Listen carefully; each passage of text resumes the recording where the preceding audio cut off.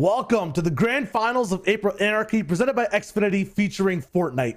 45 collegiate duos played through grueling qualifiers and made it this far for their shot at $10,000, that big grand finals prize pool, and a spot at Code Red in just a few weeks. It's Shy Wager and Monster D-Face. Monster, quals happened yesterday. Now we got all these duos ready to play in one set custom lobby. Yeah, that's the thing, right? These open community tournaments are the best ones because you find out who's the hungriest, who is really ready to try and take their stab and honestly seize the moment, seize the opportunity in front of them. We're talking about a lot of money here. This is the thing that I feel the Fortnite community is spoiled by, man. All these people obviously constantly battling week after week. And like you said, this is just, I guess, one of the stages of many more tournaments to come.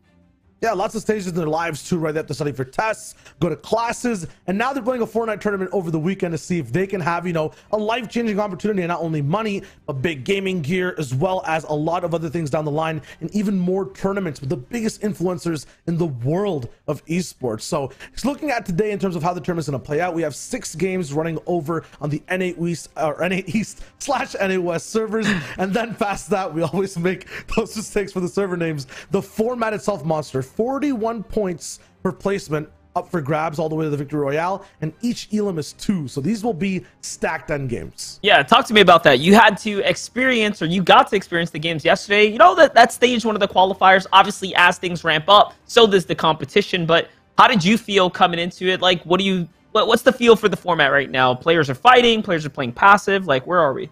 On the plate, it looks like it should be just, stacked all the way through, but some players got angsty, right? There were a lot of lobbies running, like almost 4 or 5, almost up to 10 lobbies in terms of how many people were there for the quals. So people started to fight. They got a little bit angsty, and then you didn't know exactly who was in your games a lot of the time. So you had to push POIs around you, to kind of land your spot and make it your own every single game. So that was yesterday, and that was that vibe. I feel like today, when it's the same 45 duos in the same lobby for 6 games, it might not be like that, right? You have such a coveted legacy of experience in casting these grand finals lobbies, Monster. What happens in these lobbies once, one big duo is up in first ahead of the pack and they got 5 more games to play to hold down their spot? Yeah, there's a lot that can go down, right? In every event, things change, right? Volatility exists, but typically the later stages do start to cut the fat, if you will, right? Really get down to the lean and mean gameplay. Players will start beginning to understand the flow of the game, who's taking what draw spots, where we're going to go ahead and play out from there onwards.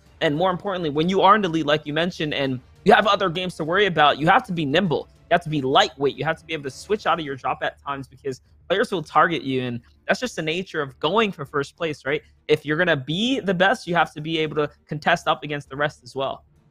Yeah, when you're at the top slots, you never know exactly who can actually contest you in a tournament like this as well, because it's not like there's a big drop spot map rolling around. Some of these duels are unknown, very new when playing together. And one of the biggest things is it's duels, Monster. It's been a while since we had, an official duels type competition rolling in, especially for collegiate scenes. Like, it's kind of nice. It's my favorite game mode as well. Like, this is it, guys. If you guys follow me on social media, if you guys are again, tuned into the space, I'm a big advocate for solos and duos competition. I love watching solos comp. I don't think we have gotten enough of it. Shout out to Epic for making everything trios. Now everyone wants to run trios because you have to, right? That's what the players want most. But yeah, it feels good to be a part of something that brings in a different breath of air. And I think we have the standings right as well, Shido, kind of just catch up, right? Get everyone all caught up to really set the stage here for us.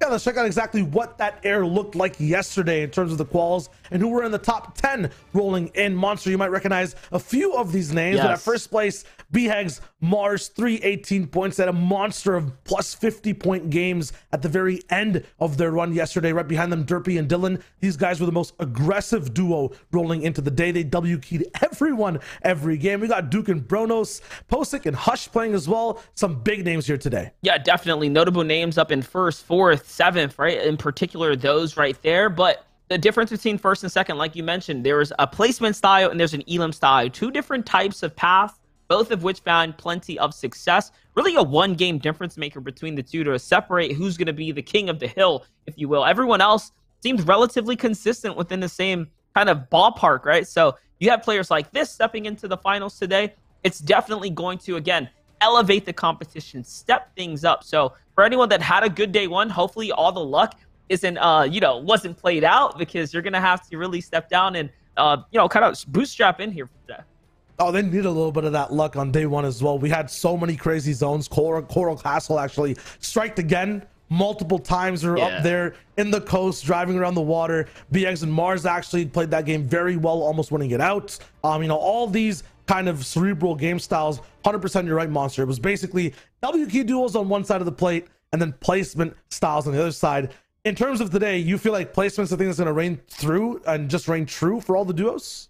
Placements, man. I mean, it always happens, right? We're gonna have those teams that try and throw it all out there, but we all know, like, once you get to the later stages, trying to be a box fight warrior just doesn't play out very well, right? Like, the volatility, the likelihood of you being able to win every single engagement becomes slimmer and slimmer as players are either, one, fired up for the day, but two, clearly more skilled because they've made it this far. So I'd say play for the placement. Even in the cash clips in recent times, like on the EU and NA region, I think the pros, like the top tier pros, are even finding that, hey, if I just win more games, like I'm actually doing a lot better, because just take your time, right? And there's a couple players proving that slow and steady playstyles are better than the flashy, if you will, W key pop off fest type playstyles. Yeah, these guys are kind of flashy slow, if that even makes sense. They end up dropping at some of the hottest spots in the game, like Lazy, and then pushing completely before even getting loot anyone else around them near Misty Bridge or somewhere else around the map near their POI. Then they double back, come through, and slow down the game completely. So it's kind of interesting to see exactly how these collegiate duels, who might not be at the top, tippity top levels of gameplay, approach the game and their unique strats that might not have the biggest light of day. It's a big platform, right, to show exactly what everyone has up on their plate in terms of how they play. Excited to see how that goes down today. We're a few minutes away from game, though, that first battle bus launching in. Talk to me, Monster. That game one, what does it mean for the mental for some of these players? Is it really big? Can you come back? How good is having a good game one? Yeah, like, imagine just stepping up and like just bombing your cast of one, right? Like, that's like setting up the whole thing. Like, if I just walked in, I'm like, dude, I forgot what a Victory Royale was. Like, what is going on, dude? I'm not myself right now, right? That's like getting 200 pumped on the drop spot. Like, no one wants to start off on the bad foot. Everyone needs to set themselves up for success in the early games. And hopefully, again, you are lucky not to have a contested draw spot. Sometimes that comes off the back of being popular, right? Having a reputation in the space. On that top 10 leaderboard, I called off at least 3 duos off the gate right there. And that's without even really deep diving into the other intricacies of teams that maybe have a little, something else going on in the space. So that carries its weight in gold when it comes down to competitions, having a draw spot. And that also just plays into how your game one works out. But like I said, you don't want to get dropped out, man. Fortnite is a mental game. Like, 6 games of Fortnite, Shio, we both know, lasts well over 3 hours. Yeah, it's a long time. And the funniest part for those 3 top duels are the most popular names in the tournament for the qualifiers portion of the competition. They were the ones who were the most disrespected. They're the ones who were, mostly contested, losing out mid-game fights. We saw Posick and Hush have trouble in Misty Meadows and just in general while rotating. They're getting challenged the most, which is really interesting because usually, people stray away. So I feel like because of the anonymity for a lot of the other duels, they're not scared to actually take these fights. If it gets scrappy, Monster, it'll get really interesting. Yeah, and that's the other side of the coin, right? Like, with all good comes, the negative side too, right? 2 sides of the coin every single time. So yeah, being able to prep up against those that have a little bit more notoriety, it's because their drops. It's because their Twitter following, their social presence is very forward-facing. You can see, quite honestly, what they're prepping at times. And I'm all for players throwing out their draw spots on social media and whatnot, but you see what happens when someone knows what you're doing. They can actually counter prep up against you. It happens at the biggest tournament levels. It happens even here in the third-party ones. And trust, all these guys, they know of one another, right? They're in communication in some way or another, right? The smack talk is there. This is esports. This is what we're talking about. So even in Fortnite, yeah, you might have a, you may not be playing all of your deck of cards or your hand forward facing all the time, but there's always someone watching, so you have to be careful.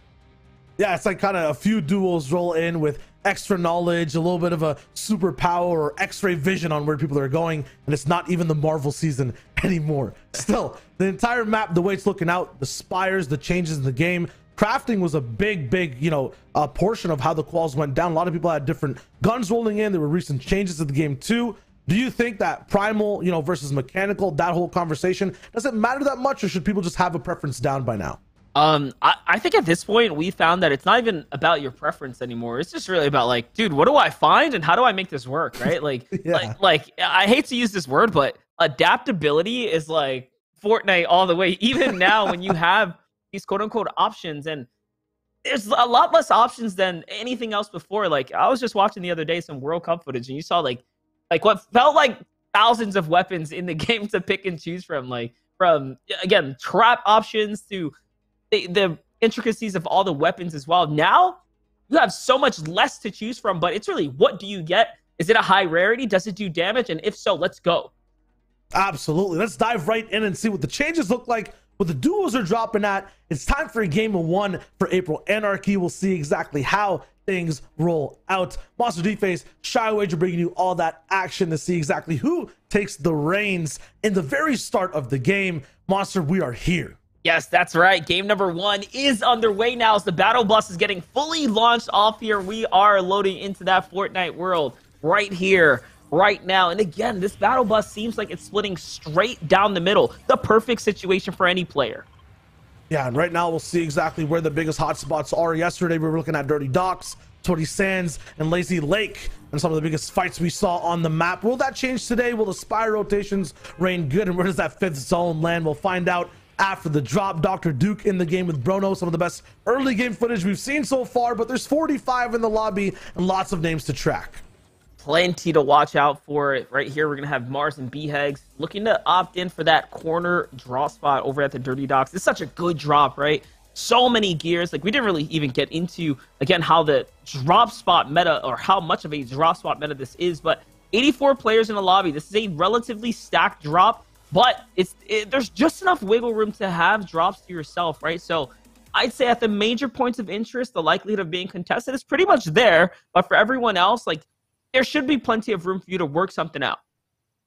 I'm so surprised that BX and Mars are able to have Dirty Docks completely uncontested, even with all those factors in play. Yesterday, we had a chance for these guys to have this spot and retail because some of those lobbies ended up a little bit thinner. But right now, with 42 different duos in play, barely just a knock on the map, things are still silent.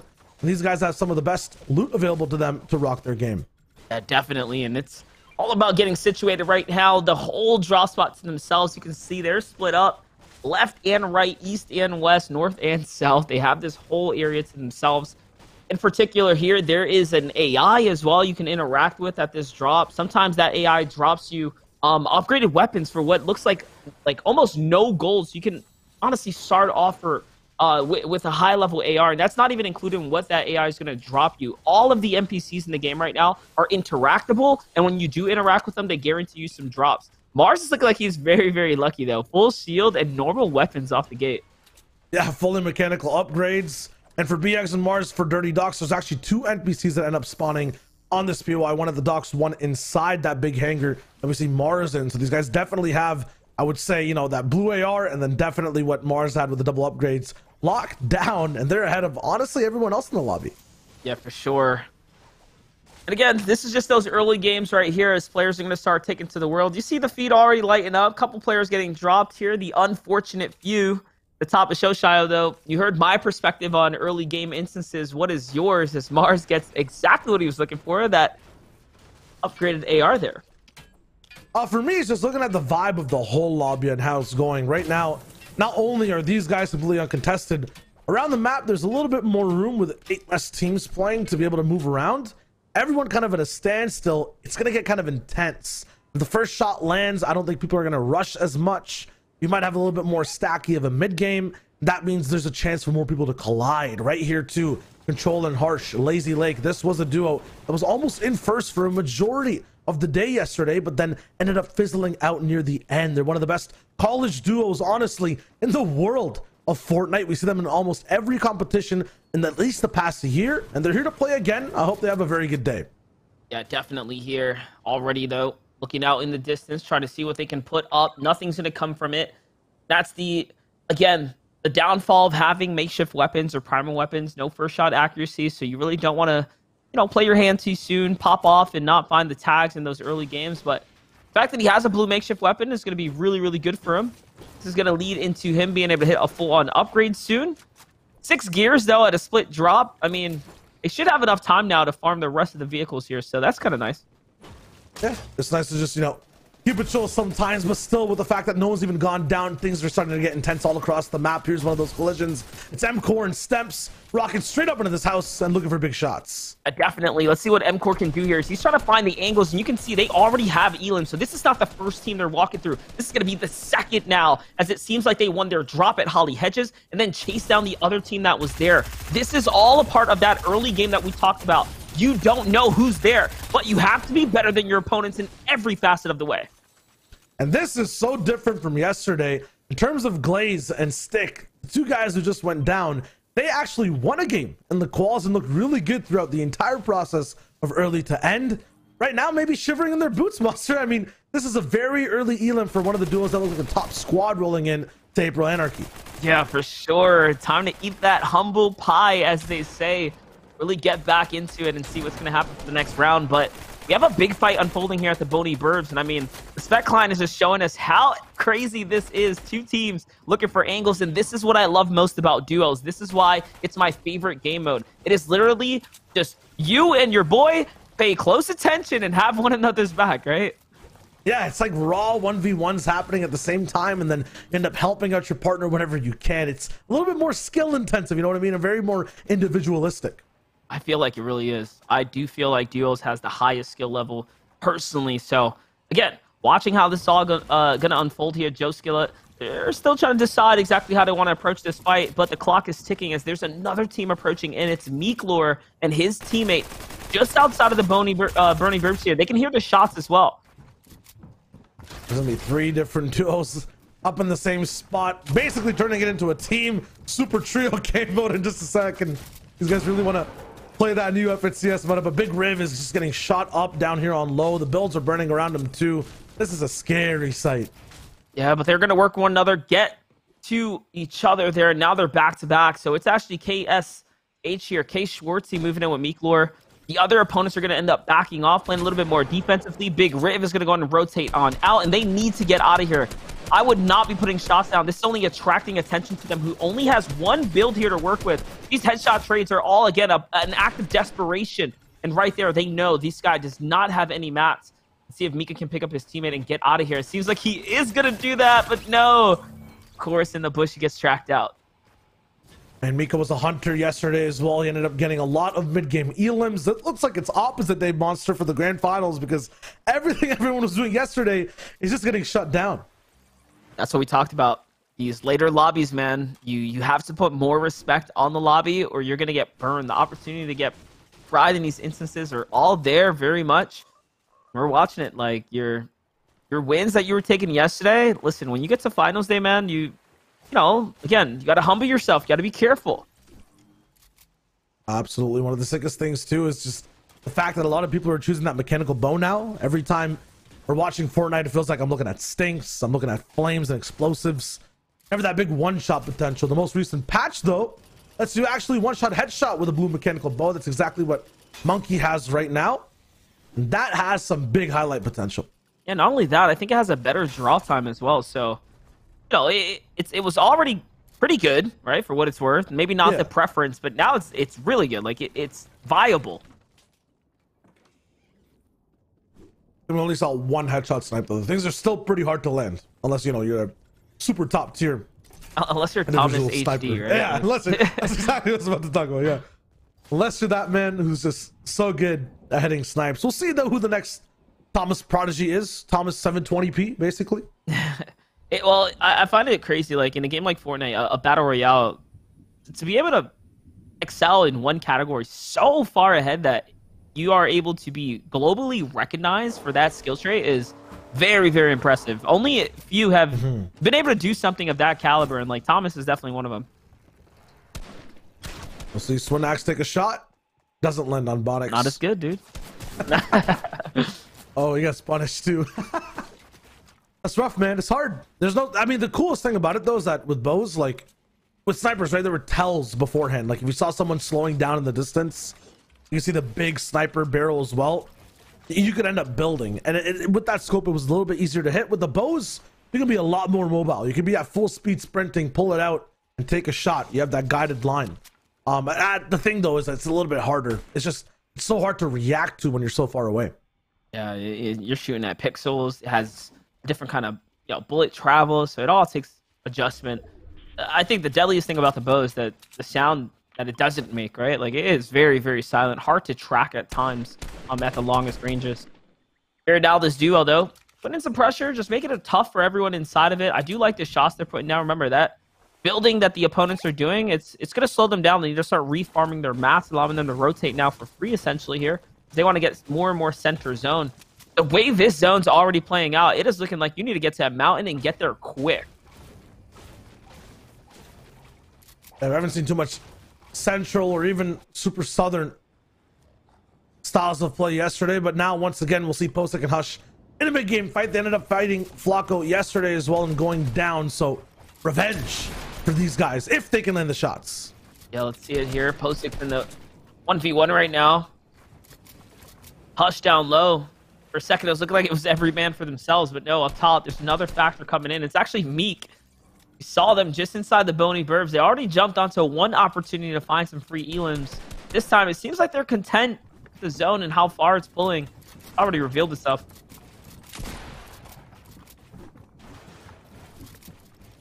One shot hit here and there. These guys are still struggling to find space to look up. All about that control of walls and floors right now. Yeah, and it's digging. It's digging deep into the hole right now. They're starting to run out of material on high ground. They've barely done anything. They're just forcing them out, forcing them to waste more and more material here. Then we find Flacco looking for the shots. Not going to come through just yet. Have to farm out a little bit. It's looking like a disengaged type vibe right now from the duo, but they have another squad to run into in just a second. Never mind. Find a whiplash. Driving away full speed. Did they take another shot? Nope. Almost. Just a little. Oh, okay.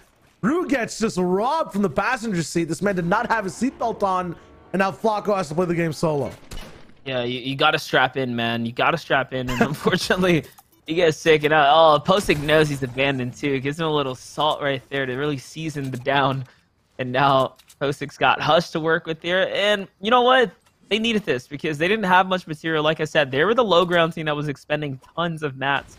So for them, it's going to be about farming up the land here. And really just try to bounce back into the zone. See exactly how they clap back. Move on to other sides of the map too. Jaw Crispy and Smarty, the vultures of the lobby. These guys are really good at just picking up scraps of fights or third-partying people. They have a very good knack for knowing when it happens too. While they're based down towards the left side, the people who are kind of the kings of the land right now look like Duke and Bronos. Yeah, Bronos up top. There's a duo there, though. They're trying to get active on their box here. Really, just fighting for who's going to be the king of height. And Duke and Bronos, like, bro, you can have that. Like, I'm going to hang out down here. You know, it's too early to be getting into big bill fights. We don't even know what the zone's going just yet. So, keep a low profile right now. I see Cut down there. Another recognizable player for me. Again, we host a lot of community events, and these guys are constantly showing up, constantly trying to be active and really play into opportunities. I'm just waiting to see if it hits. Be nice. Only 9 more shots left. We're looking at a primal AR for Duke as well. This thing's tricky, man, to operate with in endgames. No first shot accuracy, a little bit more, spastic overall. It just shoots everywhere whenever it has a chance. It's very difficult to control. The damage, man. The damage is there, and that's what I really like most about it. Hush finds 3 elims in the feed. Wait a second. How? We just watched them. They must have blown up a vehicle or something. Yeah, I feel like Slurp, what's it called? Slurpy Swamp, the factory, just had like everyone get off of work, right? We saw so many people near there, kind of just leaving the POI. These guys definitely just like caused the traffic jam on the cars and pick people up. No doubt about it. We'll find out. We'll see. They needed that too because, like I said, they were starting to run out of material and whatnot. So next time we tune in with them, that'll be the deciding factor for us. Download no Dylan coming up. Really? Okay. They want it. You remember me talking about it? These guys, all they do is fight monsters. They don't do anything else but push boxes, especially when you're on high ground.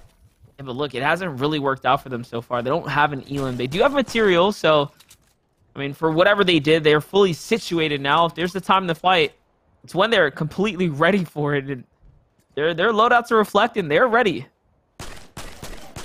they do this though? They just normal ramp up to 2 duos on a hill. Yeah, and they did it in metal too, like just coming up, so they were ready.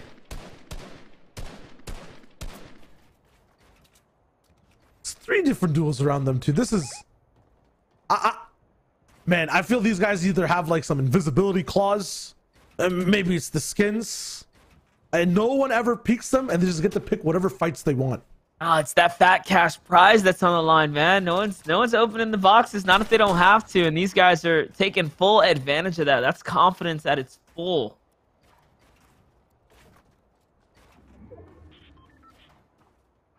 It's also a little bit of a show of respect. I think everyone knows now that it's Dylan and Derpy all the way on high ground. Just look at the amount of people though who are kind of circling around, making sure that every angle is good on the map. Misty Meadows is over encumbered completely. If this zone ends up pulling north side, which I don't think it will, it just might though, everyone is in trouble. Yeah, this is a really hard place to play. Like all the water that's here, I mean, it can go as far as drawing off the side of the dam as well. Still, you got to count that in. This is a really tough place to play. Really does come down to getting a little lucky, right? Being on the major landmass right here. Even the players on the island aren't completely safe, and they're just trying to play the middle to, you know, catch zone favor. Cutting Crater looking for their opportunity to jump in on all these beams. BX and Mars on rolling as well, but Derpy and Dylan have a definite plan. Yeah, absolutely. Just staying up here, looking for all the tags. It seems like with 59 in the lobby too, if no one is going to be editing out, Surge might play a role in that half and half zone. Got to be careful though. Just like when snipers are in the game, no one really wants to peek off the top of that ramp. You got to do it like the way Derpy's doing it here. His teammate Dylan could be putting himself in a big risk to take a headshot. Saw it happen once yesterday when someone over peaked, but I don't even think anyone's ready to edit, even if they have max bow ammo and like, you know, auto lock to the heads. There's no chance that with this format, people are going to be taking shots at anyone in the lobby so far, and the zone does pull up north slightly, so Meadows will have to move, and I don't think there's even any room for more than 3 duos to make that trip. Yeah, everyone's going to start moving now. They definitely have the easy rotate as well. Like, they don't have to go through congestion. They have the high ground. They're working on these enemy builds. Little bush check just to be double short. I don't think they know that there's actually an enemy in there. That guy got away with not getting hit, which is fairly lucky. Yep, back into the home he goes.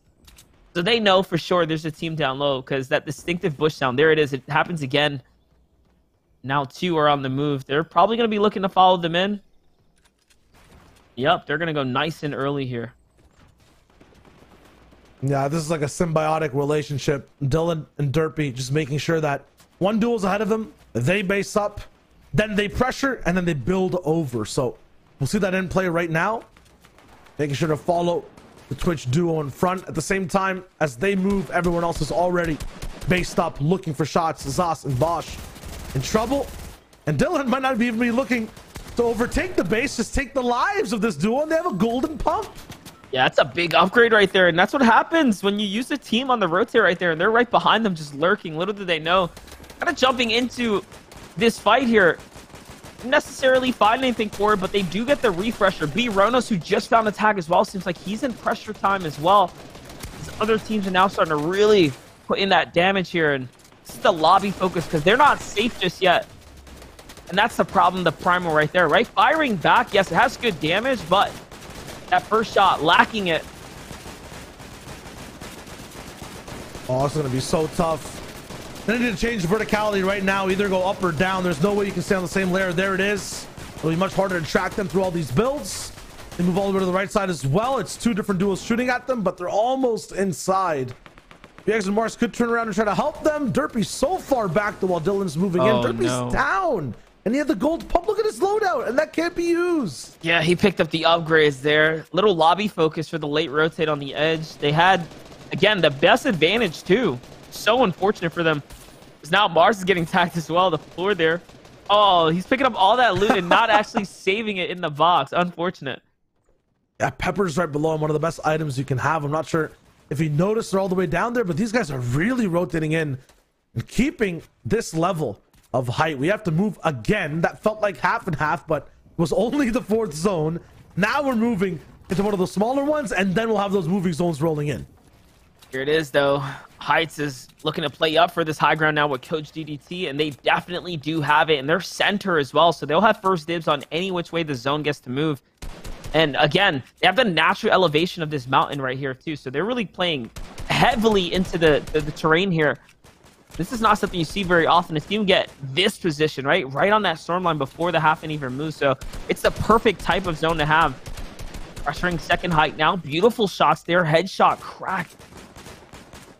And they might just need to layer up a little bit more. Yeah, I was going to say either one, get on top of those opponents over there or build a little higher to be ultra safe. I think just connecting these two bases will be the best. The thing is, though, they have to kind of take in so much. If you have to look at more than 180 degrees of the lobby, it's really hard to micromanage exactly where the best place is to shoot. Oh, the biggest we threat heard is it in front of them, and Heights get headshots, or he gets headshot sniped by a bow. I'm pretty sure it was B-Hegs. Yep, it was B-Hegs just across from him. He did not hear it. So I heard the first two come through, but that's what I was talking about. Tracking on the bow is so difficult, right? Like, it's really, really hard to hear. And he couldn't amongst all the shots going on in the lobby, and they take full advantage of that. And one headshot, one change in the Fortnite game, and all of a sudden now, you can see the meta start to shift, right? And like what you want to carry into these end games. Yeah, and I'm just going to call it right here. I think Mars and BX take this the whole way through if they have high ground. Everyone around these guys saw Heights get knocked. It was just BX and Mars that pushed forward to try to take height at the best chance possible. I just feel like too many of these other duos around them, M-Core and Wings, a little bit too passive on the take. You have to be proactive if you want to win the game.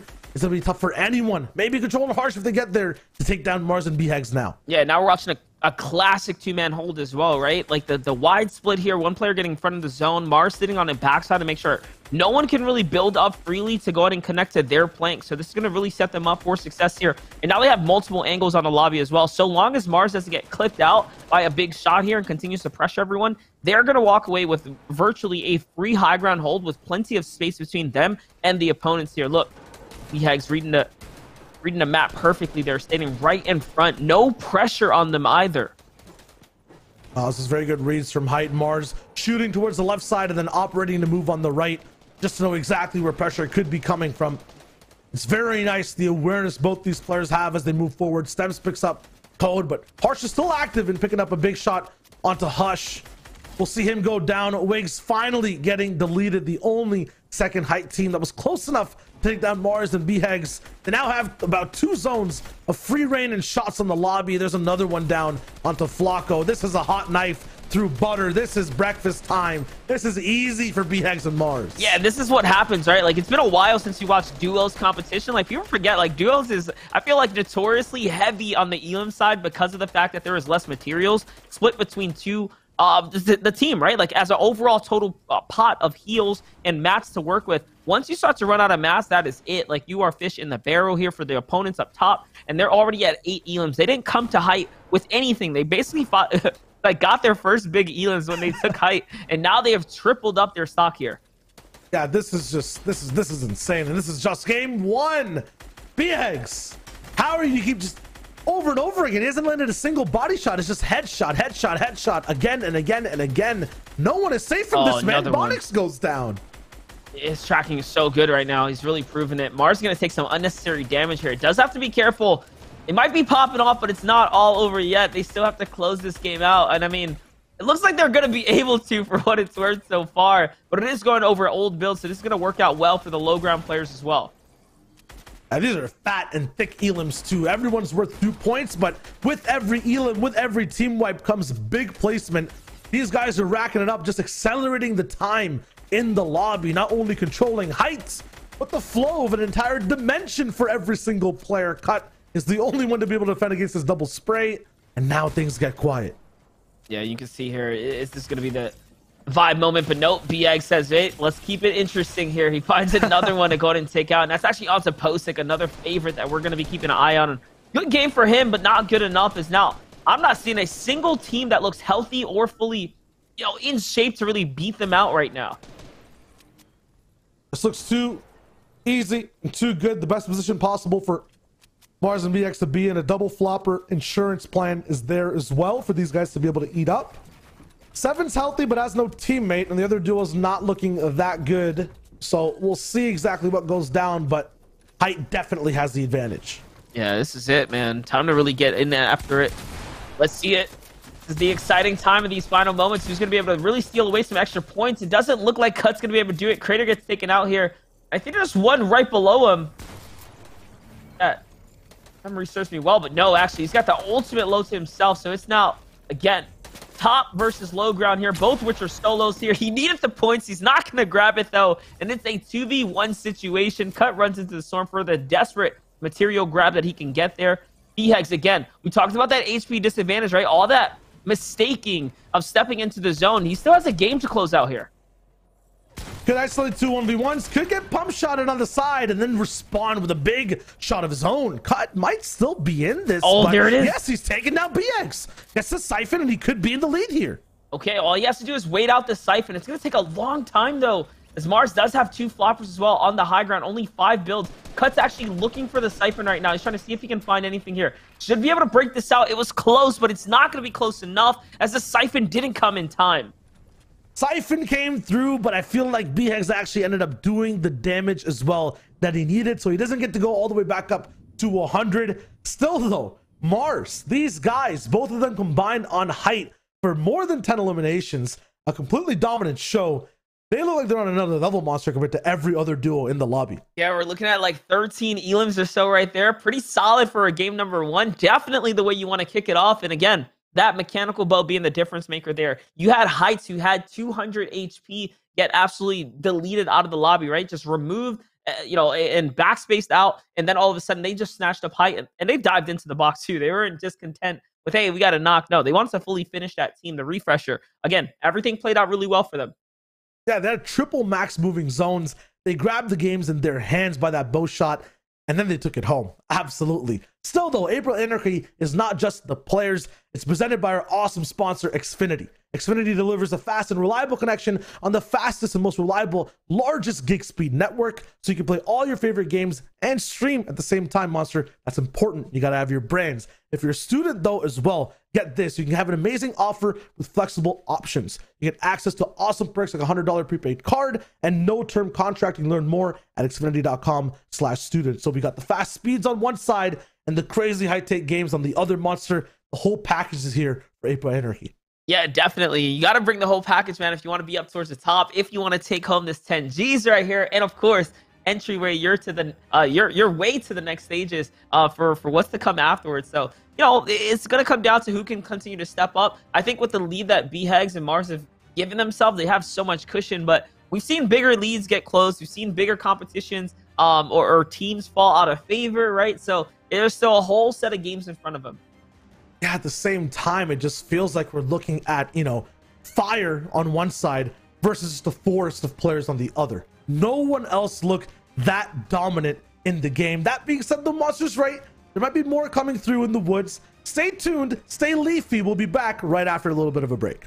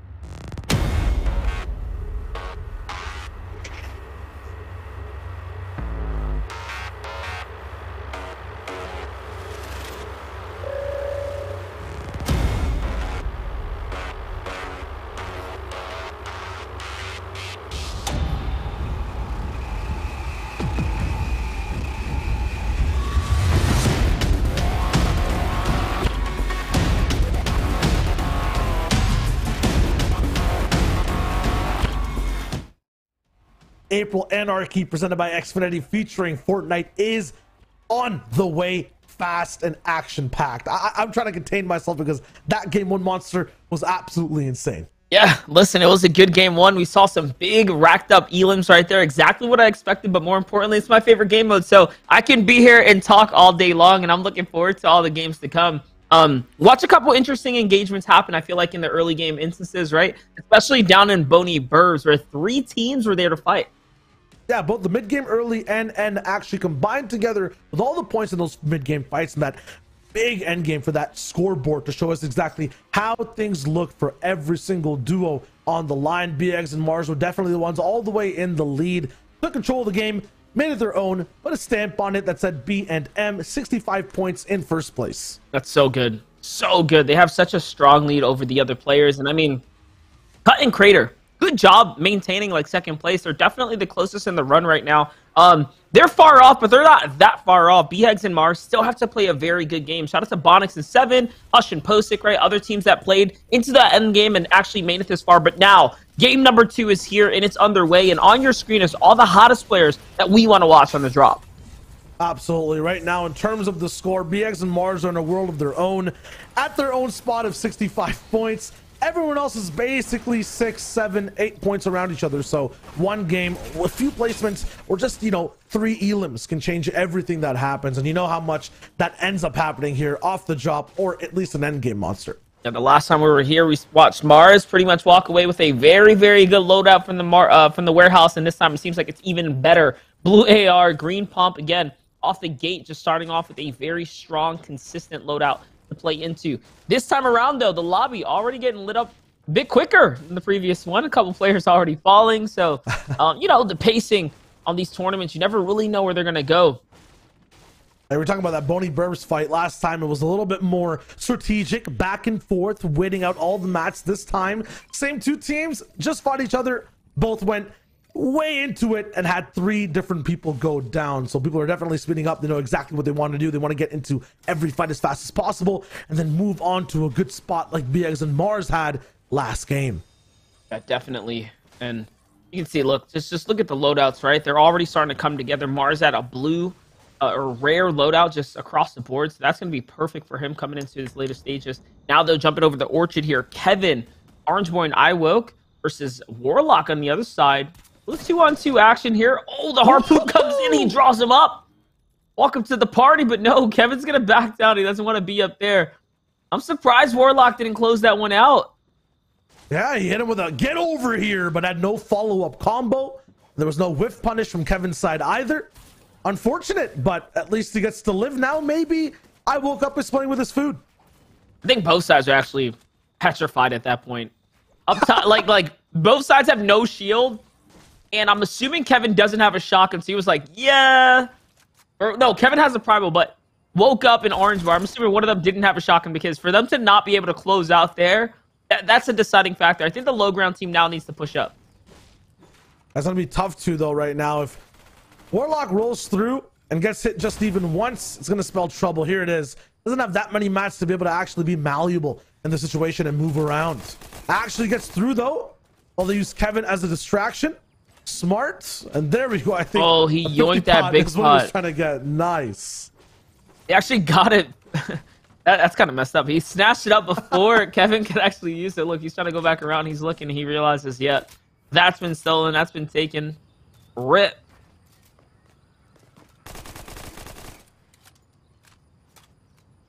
I think this is going to be the most patient fight we see. After this, it's just going to be W after W key. I was gonna say, I feel like this one's not gonna actually end. Now I'm sensing a disengage from both sides. Like, I think they kind of felt it out. Both don't really want to throw the tournament away. That's kind of like what I'm feeling here. It's the vibe I'm getting. So I'm thinking they might just back out. What do they back out with? Both iWoke and his teammate have an SMG shotgun, under 100 mats. Gonna be hard to move away. It'll all basically be on Warlock and Kevin to call it off, but they look like they're kind of getting a little bit more up close and personal. Yeah, Warlock's just trying to get to Kevin here. Kevin's sliding off the back there, and that disengage we sort of saw coming in. Again, not much he can do. He just has the harpoon and SMG here. kind of watching out the opponents, looking to get it close and personal here. If he can open up with another harpoon, it seems like that's what he wants to do. Kevin playing a dangerous game here. Both sides trading out.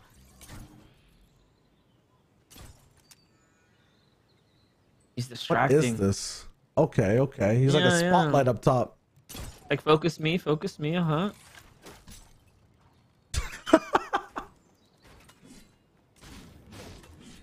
All right, the big flank coming around, or is I woke up just getting some mats? Yeah, I think they figured out, all right, this is not going to go much other places. Go ahead and farm a little bit here. Remember, they were actually slowly losing the advantage that they had of the high ground by not picking up material. So, this is the right play for them to make here, but they've wasted so much time now. It's really going to be a tough one for them to come back here. You can see Warlock doesn't really have much ammunition to work with either, so both parties in shambles. Both parties now have to really just play off the land. See what they can do here. Might have been one of the most awkward disengages I've ever seen. Like, both people just don't know how to say goodbye, and they're just sitting there like, you know, or that high school couple that's always like, yeah, you hang up first. Like, no one is ending it, man. Like, please, just go. Goodbyes are hard, man. Goodbyes are hard, yeah. But we're going to jump over to the Lazy Lake. Much different story going on over here. Control is driving around the streets right now, waiting for his teammate, just giving it a little whirl around, making sure things are nice and clear. No one's going to take pop shots at him, so that's enough for him to understand the situation at hand. His teammate is on top of the gas station. This is the same players that were there before. The Simply duo that's inside the Modern House right now. Both streaming as well, or at least hopefully are. We'll see if these guys can get enough gold for a rift there from that little bit of a driver Jonesy. Dylan and Derpy, though, the Craggy Cliff special. They W-keyed from here all the way over, or I guess just played aggro, to a South Misty Hill and got height. That's pretty impressive. Yeah, when we tuned in with them for the first time in that last game, they were just yoinking up the high ground. And unfortunately, they got lobby focused out, man. Not really timing their rotation after that. I feel like they had everything that they needed to really walk away successful, but the fact that they couldn't time that rotate, put themselves in too many lines of fire. Remember, when you start shooting at people and whatnot, they take it personal, right? People don't forget. Start to put a target on your back, so you have to be careful how often you push and shove in the lobby too. 100%. They basically had a free line in and could have built up over a team. Also had a very easy way of eliminating that team from just the competition, so, or at least from that game. Went for a little bit of a greedy limb and pay off in the end. Ends up happening, and this time maybe these guys play a little bit more careful. Saw Warlock go down the feed there. Same player that we saw in Orchard. They rotate on the vehicle. They must have hit a team in Colossal. That seemed to not give them the small chance to escape there. Gear's going to come out of this. That's a nice find for him. And although he's pretty much maxed out on the loadout here, you do want to still pick up those gears. You never really know where you're going to find later on to hit a little upgrade or help out the teammates. Oh, these guys are way out here. What is going on? Man, we were watching this happen yesterday. I think these guys got swimming on no swimming hours. You know what I mean? The lifeguards caught them at midnight in the pool. Yeah, the beach is closed. Man. I do have the heals, though, so a bit of a life vest situation here. You know, they can float around for a bit before the hands get too soggy. Here comes the move, though. Six going to start moving out. Yeah, they've been in the storm a lot longer than the opponents on the beach as well, so luckily they did have the excessive amount of whites to get out of here. They can't use any of the campfires on the beach. It's probably the prime way you want to play this type of rotate, these wide plays, these late storm rotates, right? Yeah. Still feels like I'm watching like EMAD play a Middle Eastern Cup. It's true. Like this is an extreme rotation of safety.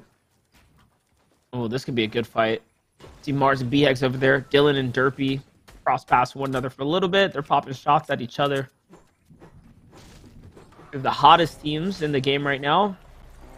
Dylan and Derpy still have plenty to prove right now. Again, they're so far behind now after that bad game one. Mars and BHAGs are the opposite. Nice, strong lead. Very comfortable in the situation right now. All they have to do is honestly cruise their way out through I'd say the next 2 or 3 games and one more pop-off, this could be their tournament already. Yeah, that one game might make the biggest difference. Yesterday, it was just around, you know, it literally was a 50-ish point difference between the first and second place team. It was a huge, big jump up for BX and Mars. We'll see if that is literally the case today as well. But if Dylan and Derpy end up taking them out or have a really dominant performance, you got to remember these guys rolled in with, I think it was 17 elims on a win. You didn't get to see it on broadcast, but they really popped off, and they know how to really milk elims while they get placement.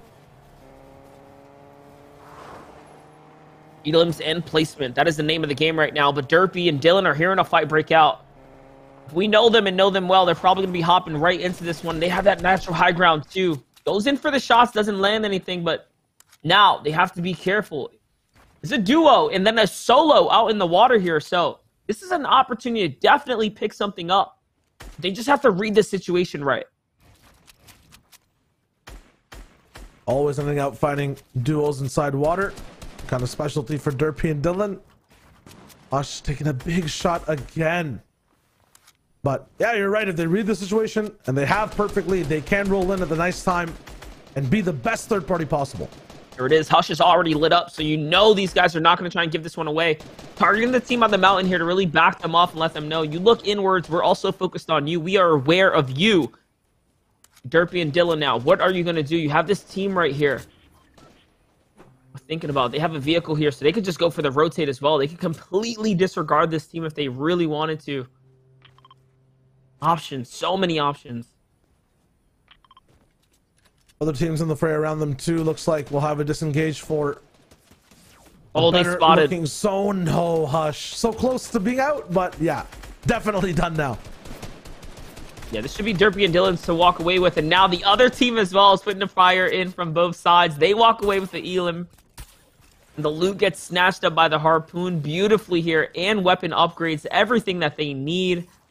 Great find, although they didn't get the elim, still a really good find that at least put themselves in the material count that they're looking for. It'll be tough now. What's the next decision these guys have to make? Are they gonna reach onto the island? If they do, they won't be able to play that big, or you know, W key fight box to box play style. They'll have to just bunker down and go trade shots. So I have plenty of the heals here to work with as well. Now 2 big pots. That kid as well. They're gonna have to move, right? Like zone 2 is way too large. Like we're only gonna have to see them move inwards here. Remember, we do have that team. You can just look at the map and see how they're kind of spreading out across the mountain, or that little island. They're really trying to figure out how it is that they want to play this drop as well. Other teams now starting to migrate inwards. The longer they wait, though, I feel like the worse the situation will become later on.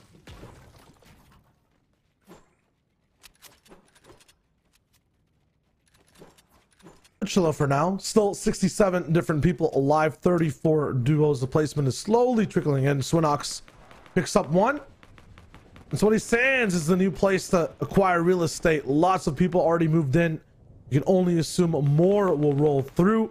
Smarty and Jaw Crispy in one of the best positions in the middle of it, but Mandinka and Archer are the ones near the top. See it here. Jaw Crispy down on the bottom here. Trada on the side. Sky. Ooh, another 2 teams there. Cut, who's in second place.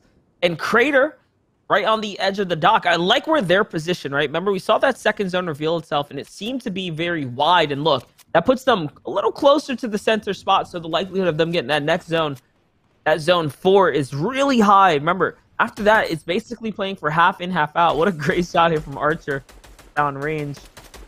Acts both of them. One of those is a headshot. All about the damage, but I don't know. I haven't seen BX and Mars in a little bit. Wherever these guys are, all these high towers are probably going to get taken in just like, what, 3 minutes?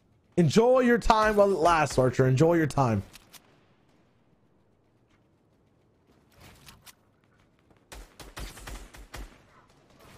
Tags here. Again, Archer just finding everything that he's needing right here. 20 seconds remaining for the teams to really get into the early zone and set up.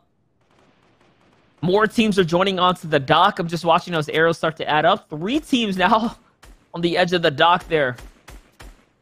multiple teams housing up inside the Sweaty Sands. This is once a vacant, empty draw spot, now looking like a fully populated city right here.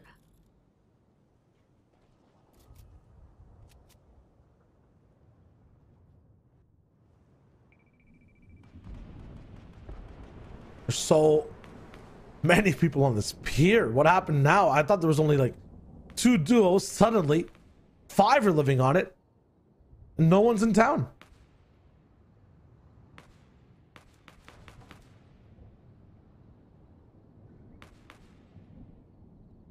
And there it is. As the dust begins to settle, the next zone is going to be revealing itself here shortly.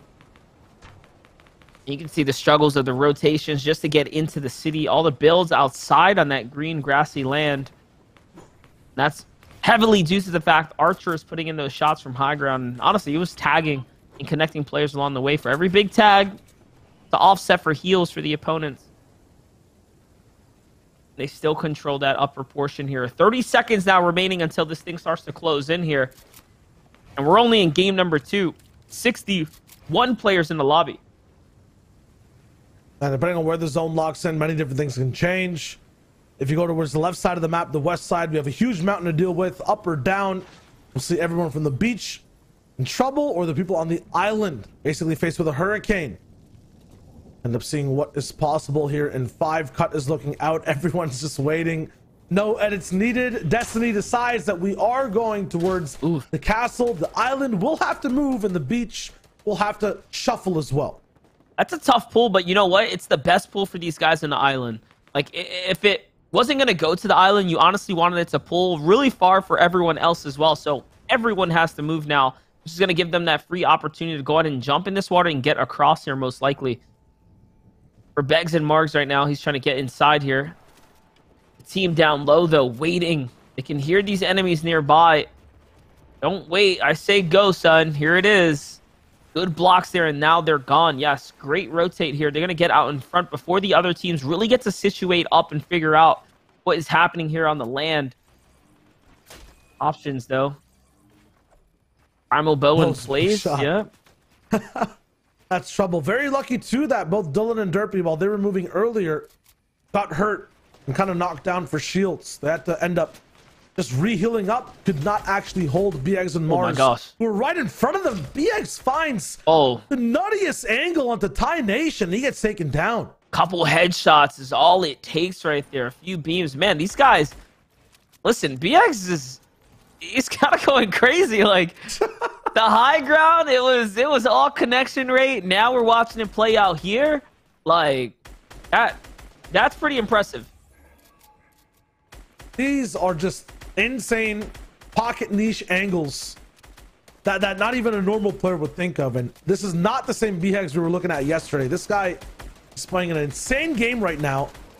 And that's not even to take anything away from Mars, who's also online. He was the one landing only headshots last time.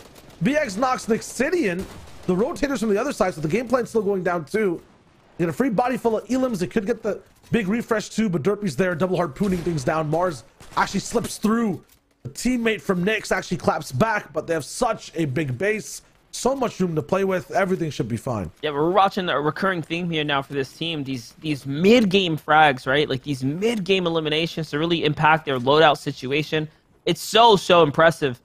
2 games in a row now, they've managed to really find exactly what they needed, picking themselves up a couple elims, possibly loot in the process as well. Now they have plenty of ammo and mats to really play for here. Now another team's going to find victim to them. Mars, of course, using this harpoon as well. Tries to snatch up the loot there in the body too. Didn't quite grab it, but there it is. He will have the nice angle here. BX jumps in. He grabs everything. It's all theirs now, secured. Oh, and floppers.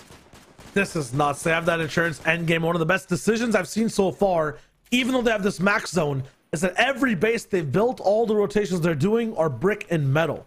A lot of other people are rotating with wood right now. A lot of other people are just making their bases with brick.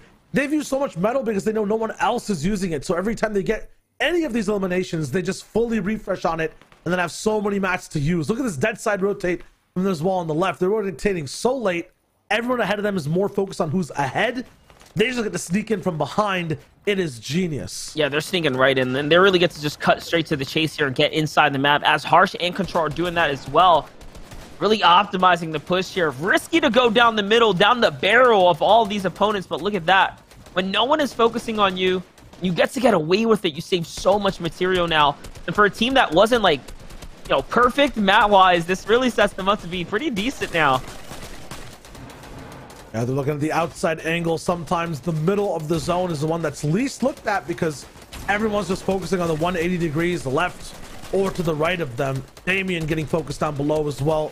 We're now back in Sweaty Sands. Bieg and Mars are not in the zone just yet, but they are just right around. Harsh is letting this AR fly. They have so much ammo, but can't really do much with it. Yeah, but these guys are doing something really good. Behegs and Mars find themselves another one here. Remember, Harpoon still coming into place here. We're watching so much good Harpoon play right now. Oh, that was almost the end of Mars right there, though, for a second there. Remember, these mechanical bows can one-tap you out of the lobby. Everyone's still aware of all the boxes that are open. Mars is going for it again. You just need that mat reset. Has the buffed AR2 in terms of rarity. And it's actually them who have zones, so no wonder they're going for these extra mats. He pulls in all the brick that he needs. Doesn't actually get to have much of it, but they have such an advantage now. They could end up building out for about 6 seconds and then really cranking for height. Yeah, it was worth it. You know what I mean? Those siphon mats are still something that ends up adding up. That's 150 material just generated no matter what that opponent had before going down. Here now, though, you guys get to see how it's all going to play out. Harsh and Control play through the middle of the map, now trying to get onto these little outer lanes here. It's going to end up working out as they get in front of the storm line. There it is. Beautiful now. He's going to go ahead and elevate himself as well. Enemy builds there. Layer change or lane change again there. Great reads by Harsh here. I do like the plays that I'm watching. Yeah, still, you don't want to be renting floors off of another duo. You want your own space. You want to pay that mortgage, so they actually go up and they try to invest in their own boxes. It works out. Derpy's right above them, though. Jaw Crispy on the left. This is a very troublesome layer. They have to stay ahead of it, or they might just run into someone they're not planning to fight. Yeah, this is it. Time to get your 15 minutes of fame. It's ever so brief in these end games. There's no time to make a mistake here as Control gets left behind, almost taken out there, but no. Harsh comes in with the quick save here. Buys his teammate enough time. Those floppers so valuable in the end game, already having to dig into them. Another layer change here. Beautiful reads now. Again, he is reading the zone perfectly here. Staying in front of it, trying to really lead out here. The spearhead of this zone. Rotate is the way you want to play it out. Control now has to fully heal up, and he's back in this game here. Harsh again changes layers, but it's not free just yet. Yeah, Control wasn't following the actual path that Harsh made for the layer change. As a result, someone got a big shot on him, but very good to be the first duo in the lobby to respond to these zone changes. Oh no, he had his teammate down. Around him. This is trouble. One's down. Control finds the other, but I don't think they can stay alive. He's full HP in the zone. Big pumps landed from head to throne, but it's not possible. He goes down, and now we're in our top 8. Yeah, unfortunately, Control made the mistake there, man. You got to put a leash on him. He was trying to fight, dude. He cost that game there. We'll see now what Beggs can do, as there's no Mars in this equation here. Already at 6 elims, though. Remember, this is our first place team right now. 6 elims in a top 10 already is very impressive. High Ground does have a number on him, though. He can see him up above. There goes the flopper here now, getting inside the zone. The one pump comes through. It's a 108. All he needs is a body tag, and he does find it, and he edits out. He doesn't even wait for the siphon to come through, and that's a team of 2. Oh, so close, but not good enough there.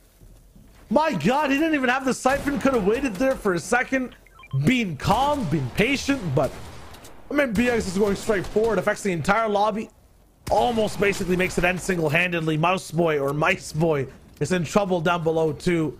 3 different teams left. The only duo alive is the one that's up top, it looks like. Yeah, they barely have anything to work with. No material here. 2v1v1 situation going down. Same as the last game.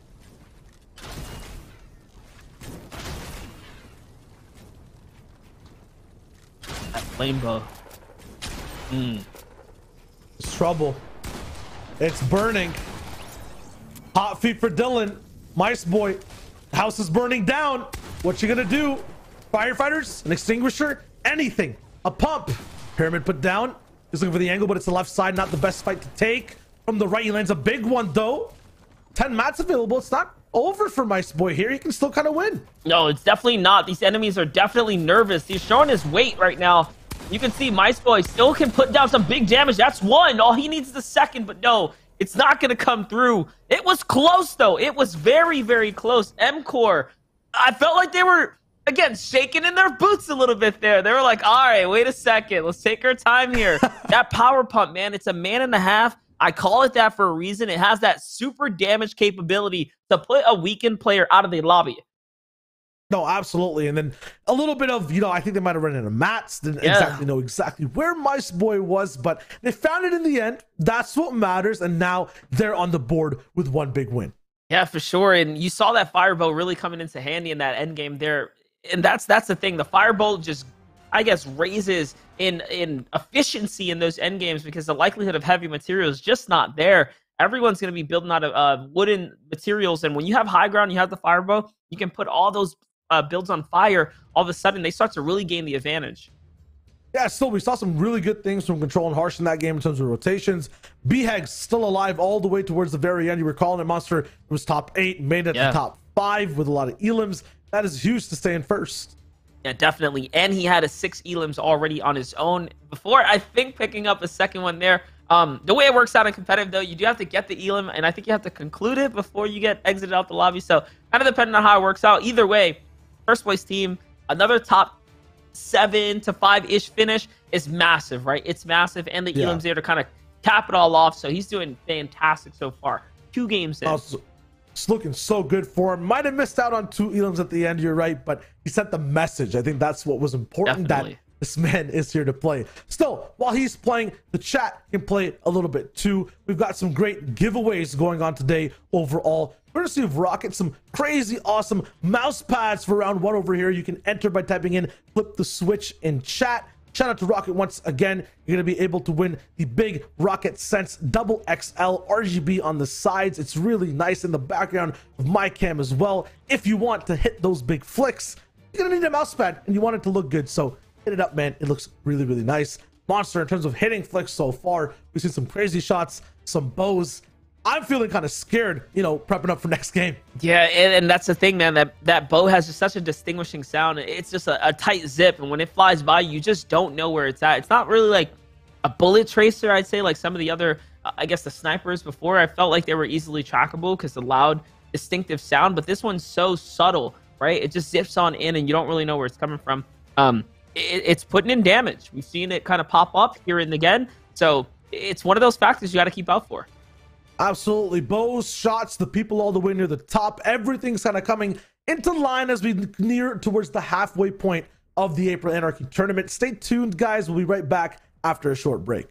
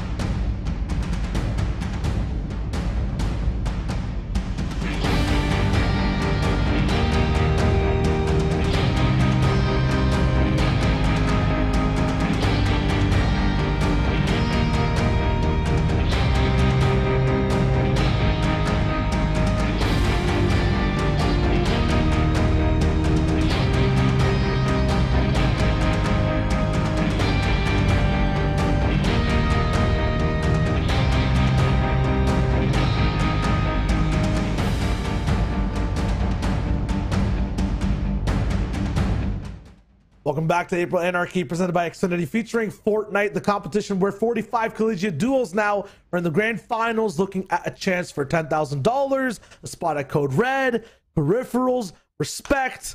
Monster, why are we both not in college and playing this, man? This seems like too good. It seems too good. Listen. My college days are behind me, right? We don't talk about those things. But seriously, yeah, listen, when I was in college, dude, esports is like a new phenomenon. Like, really think about it, right? This is a whole revolutionary space, and you know, it's kind of cool to still be able to lead on the front lines as a caster for the Fortnite community. This is gonna go down in history, Shayo.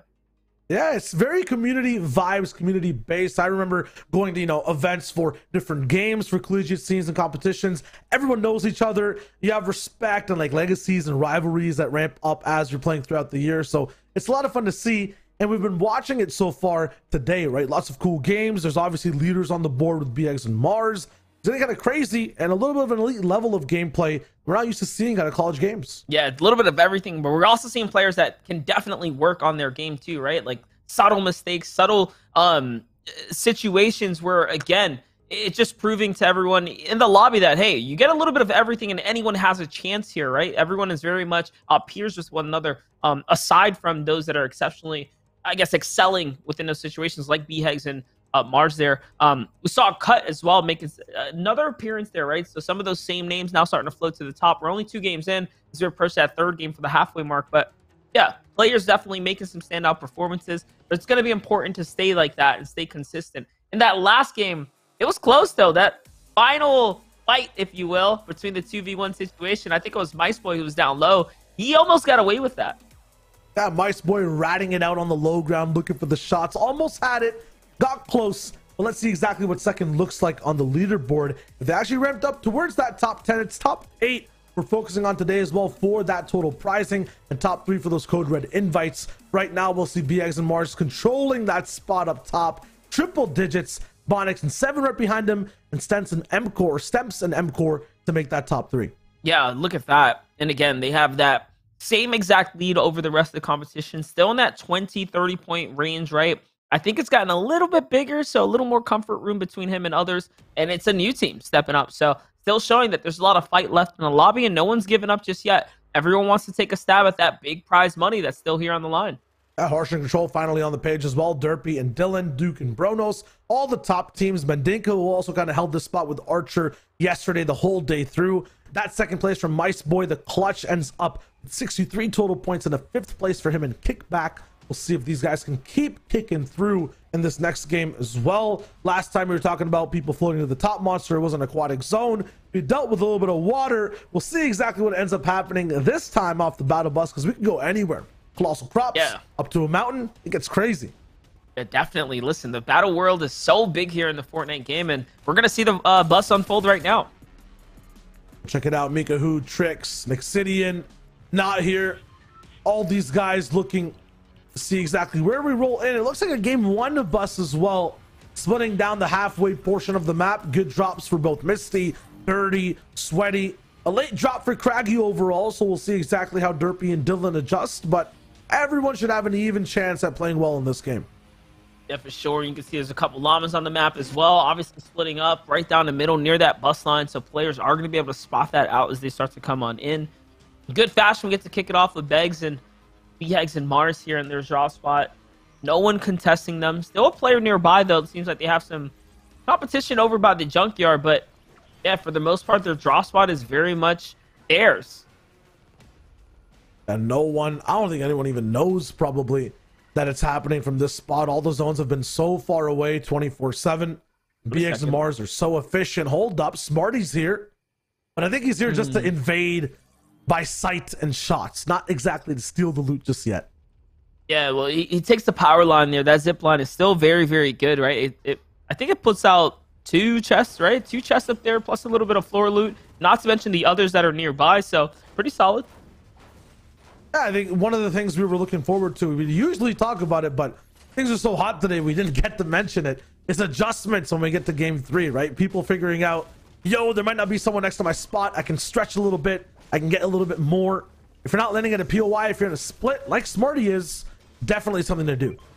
Yeah, what you want to do is hit that replay, right? Hit hit the VOD real quick. Let it, check out who's in your drop spot, what's where, and that allows you to kind of take a bigger stab at the map here and get a bigger piece of the pie there for the drop spot. So now, again, it's a couple chests, but that could be all the difference in you having just more ammunition, feeling comfortable, right? Getting those shields and whatnot. Mice Boy's going to find one in the feed after his second place off the last game, so winning his drop, that's exciting. That's another time exactly that he's winning his drop as well. It's always this combination of early game elims and then a big end game pop off that gives Mice Boy and Kickback their shot in the top 5. For Barlos and Damien, they have to split Colossal Crops. Monster Me and you dropped here recently. It's an interesting POI. It's nice. Hey, it's a good drop, right? Put some respect on it. I'll have to. I will not take the blasphemous accusations of this drop not being viable. All right, it's a great drop. It's good, but can it be split is the question, because definitely fights around there and Donny Burbs like you see here.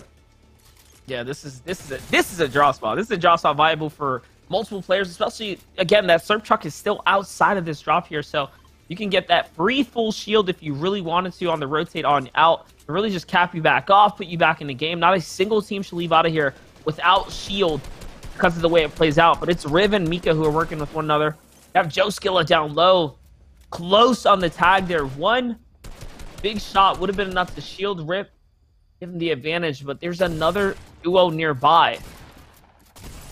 Another duo nearby, but it's Mika who's basically won a lot of the fights yesterday, lost them today. Here's the clap back, finally revenge.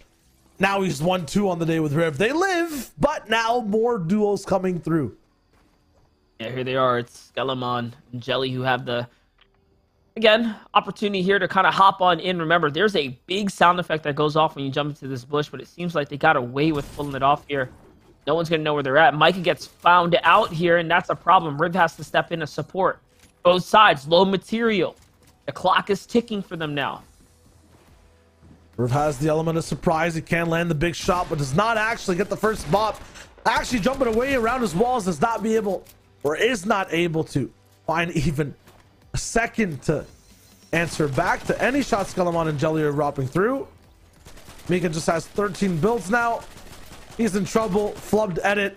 This is a fast W key in the box. He can't even land the next shot, and he's gone.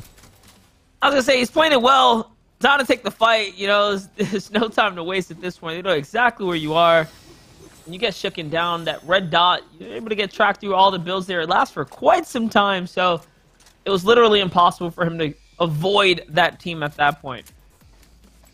It's rough looks, man. At least they, got a few points this game and get to be on the board somewhere, but definitely want to reach back another time. The Simply Boy is taken out near Lazy Lake, and Mandinka's near there, so I'm wondering if Control and Harsh are looking good. There's changes around the map.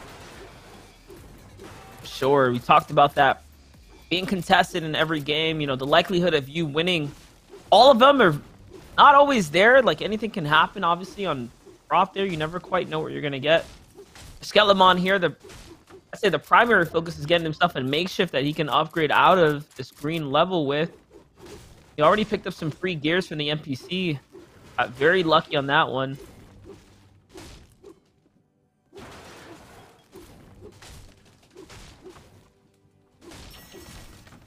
Skelemon, where would that be from?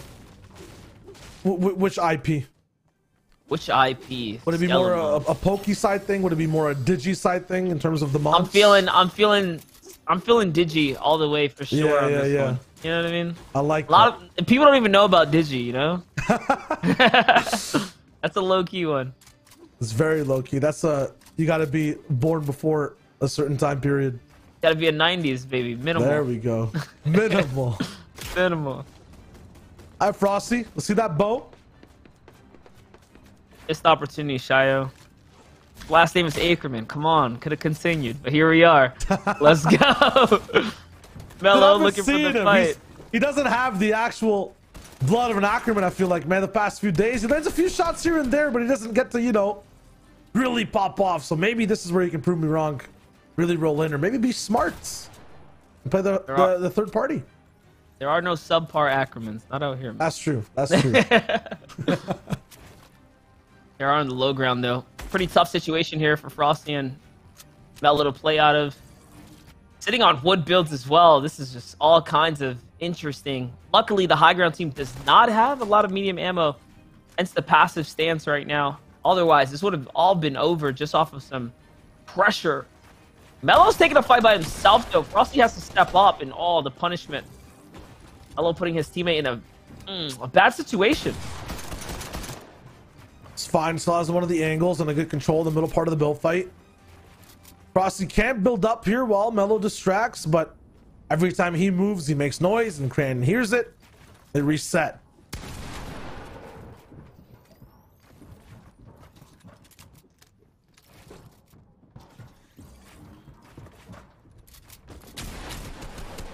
Oh no. There's the shot. Frosty gets punished. Now, this is enough for a team to determine how this fight's going to all play out. Melo does have that power pump, though, so anything can still happen. There goes the one. And the block shot. Beautiful. Now, all of a sudden, changes the narrative here. A thirst, but no, misses that one. Got to be careful. Teammates there to back him up. The mats now off the siphon. Beautiful here. Leopard up top has all the heals and advantage coming into this, but now it's Melo and Frosty who managed to bounce back off of better teamwork. Definitely have the ebb and flow, the back and forth, the teamwork worthy of the Ackerman name. Question is, can they find the snow leopard? Are those looking in the right direction? The edit noise will come through too, so he knows he's in the right spot. Blocked up top. Frosty's there. Every time there's a blind spot, one teammate covers it. And it's all chopped down. Snow leopard now on the last 100 materials. In just a few moments will be basically a duck in waiting. Well, there it is. Good block, but the follow-up wasn't good enough here, and now he gets pinched with two, and it's all over there. Well played for Melo and Frosty here. Melo walks away with the 2 elims. Perfect. And again, they get to pick up those heals off of the enemy too. Leopard dropped the big pot and a couple minis there, so much needed for a fight in these early game instances. Much needed to really set themselves up to make it worth it, at least, right? Points aside. Yeah. 63 people now left, a little bit lighter, a little bit more aggressive on all sides. Everyone knows their game plans now. Skellimon and Jelly are not stopping. They want to own Bernie Burbs. Yeah, they're still here. Still trying to bounce back, and already they have more company, more teams rotating in. I just realized too, it's Skellimon in Boney Burbs. This is this man's actual hometown. Feeling it.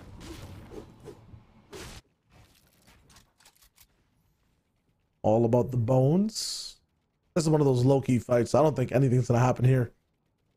Nah, Hector and Jackie Moon, they're just vibing out. They came here because the zone was here before this, but now the next one reveals itself. Skelly and crew, though. 4 peppers, perfect for mobility later on. 2 meg hits, they can really wait this one out if they wanted. Not seeming like Jelly wants to take the battle, so Jelly's going to take his last couple angles here. Getting greedy for a tag. But again, they're just sitting still. So much time on the clock here. They're trying to bait him out. Those extra shots, Skelly just seeing if he can bait someone. It does not work. He gets headshot snipe. Oh no. It's one way to take out a Skellimon. Be at a distance. Bows will not be able to do that much damage to the walls. I'm surprised they get that revive off. Okay. Everyone I'd say happy. lucky Yeah. because Jackie and crew just started moving right there. If Hector and Jackie stood in the boxes, Jelly and Skelly would definitely have not been picked up there.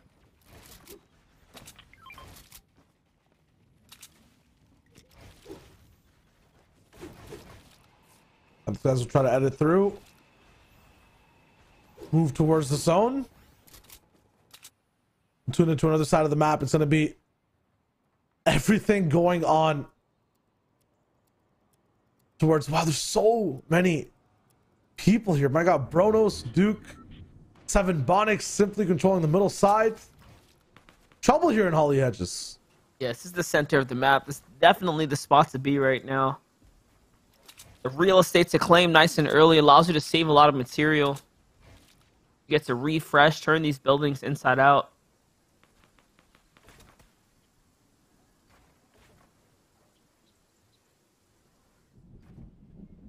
If you're living on the Fortnite map, Pleasant or Holly? Better real estate, which one?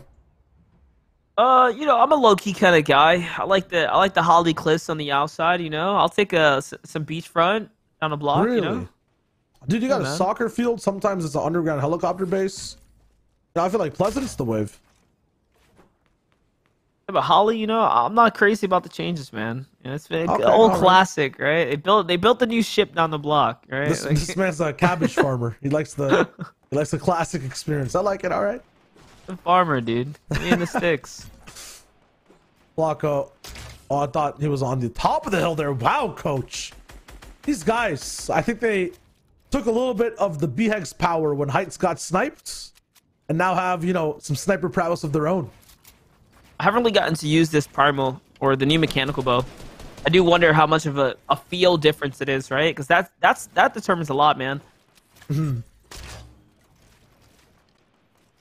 I think it's almost instantaneous, faster than the boom bow from before as well. So it's like the old infantry. You remember it?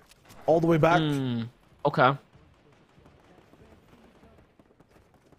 These guys are emoting too. I was gonna say, what was that? Got a third caster. Is it Ob's mic? Nah. Yo, what up, guys? Been there before. Scary times, but here we are. Stems and MCore. Hey, winners from the last game. Don't feel like it was a dominant win, though. We still saw a lot of mid-ground and low-ground teams taking control. I wonder what their game plan is compared to everyone else. Is it W key like Derpy? Is it play the front zone like Control and Harsh? Is it just, be really professional like VHEX and Mars? Yeah, I think they just do it again, right? Get that win. Definitely. I mean, and the dominant. What was lacking from their last play was all the builds to really do something big and the ammo to back it up. Like, they really started to slow down. This is a big opportunity now. Those BHEX goes down, so all of a sudden now the team that had the 30-point lead is a man down. Now the difference between solo and duos is pretty drastic, right? Or trios and duos. Like, Mars has a real chance to continue to still make something big of this game.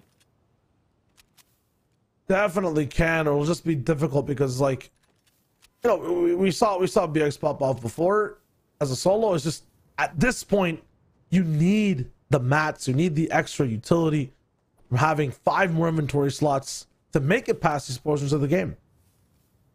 Yeah, but again, for the rest of the lobby, this is exciting.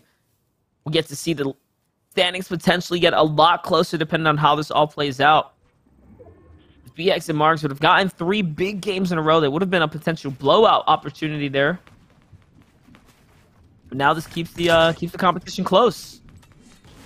It depends on who rolls up and actually matches them all the way up top. There's a lot of people who can just really make the triple digits, but also falter and then get stuck in the 70s and 80s. Ice Boy was very close last time. Has the loadout to make it happen again. He's looking through. He's got eyes on Mars right now. Mars is trying to keep a low profile. It's the most important thing when you're a solo. The moment you get outed, man, they start to target. Mars already gets tagged one time. There has to be careful.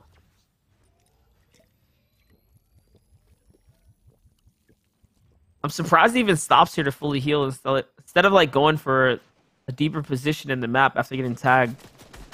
Yeah, I was gonna say, maybe you just take a rain check, keep it going, dude. Don't wait. There, now the duo. This is a bad spot to be in. If the duo of the opponent up top gets to see him, yeah, that's the calm. They calm to one another. It's a solo. It's a solo. Exactly. Yeah. It's rough. I think he needs to get under these guys and then maybe isolate 1v1s or just move somewhere else, because no matter how many walls he plays down, yeah, this is gonna be tough. Like, he's already dug into most of his builds now. Zone favors him as well. That's for now. The next one's really where it big claps. It does favor him. It might even be a chance for big space to come through. Sap and Clumsy realize that they have a drop at the top of their base. Very nice. Pretty nice, pretty nice. Let's see what they end up getting out of it. Okay, Primal AR. Oh, he already has one at purple rarity as well. Unfortunate. Let's get some minis, really. though.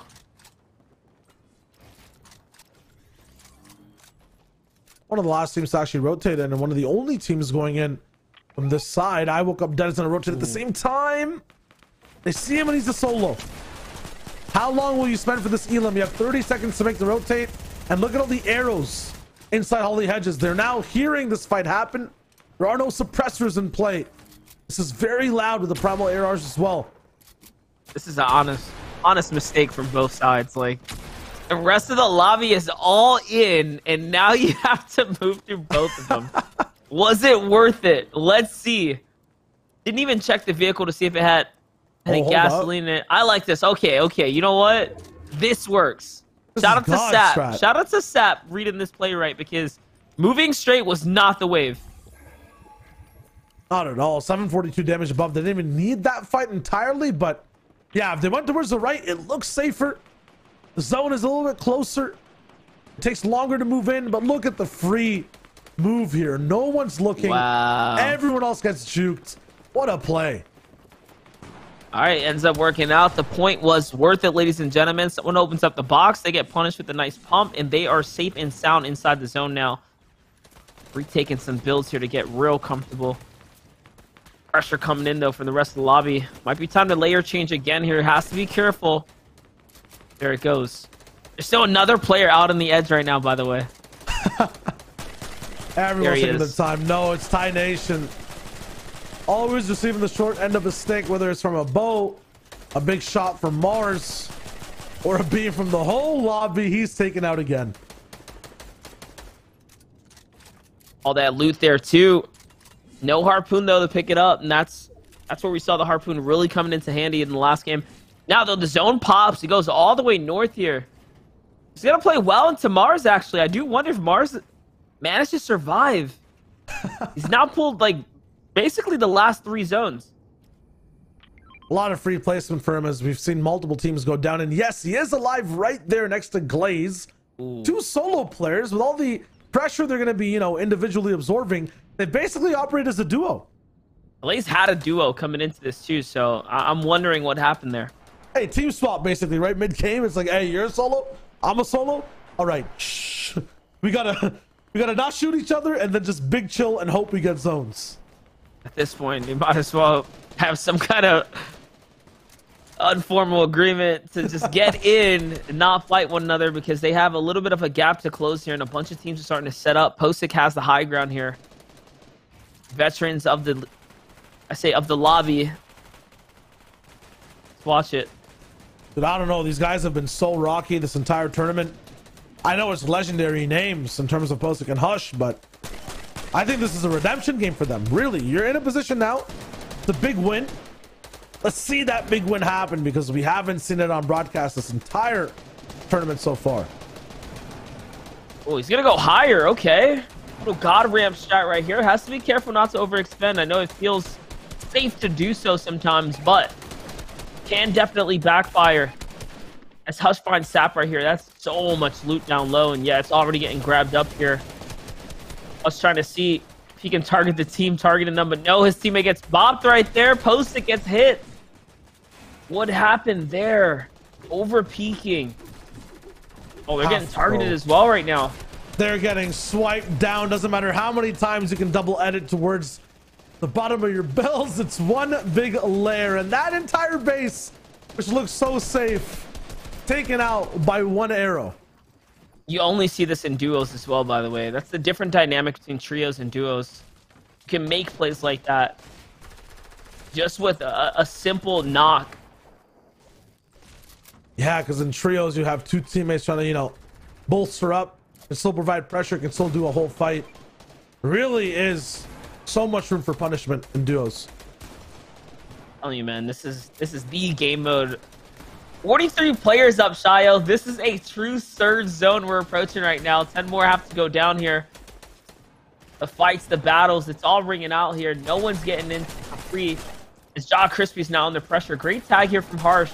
For a new angle, though, pressuring all the other opponents as well. 170 for the mat count here, so definitely in, need for a refresher here.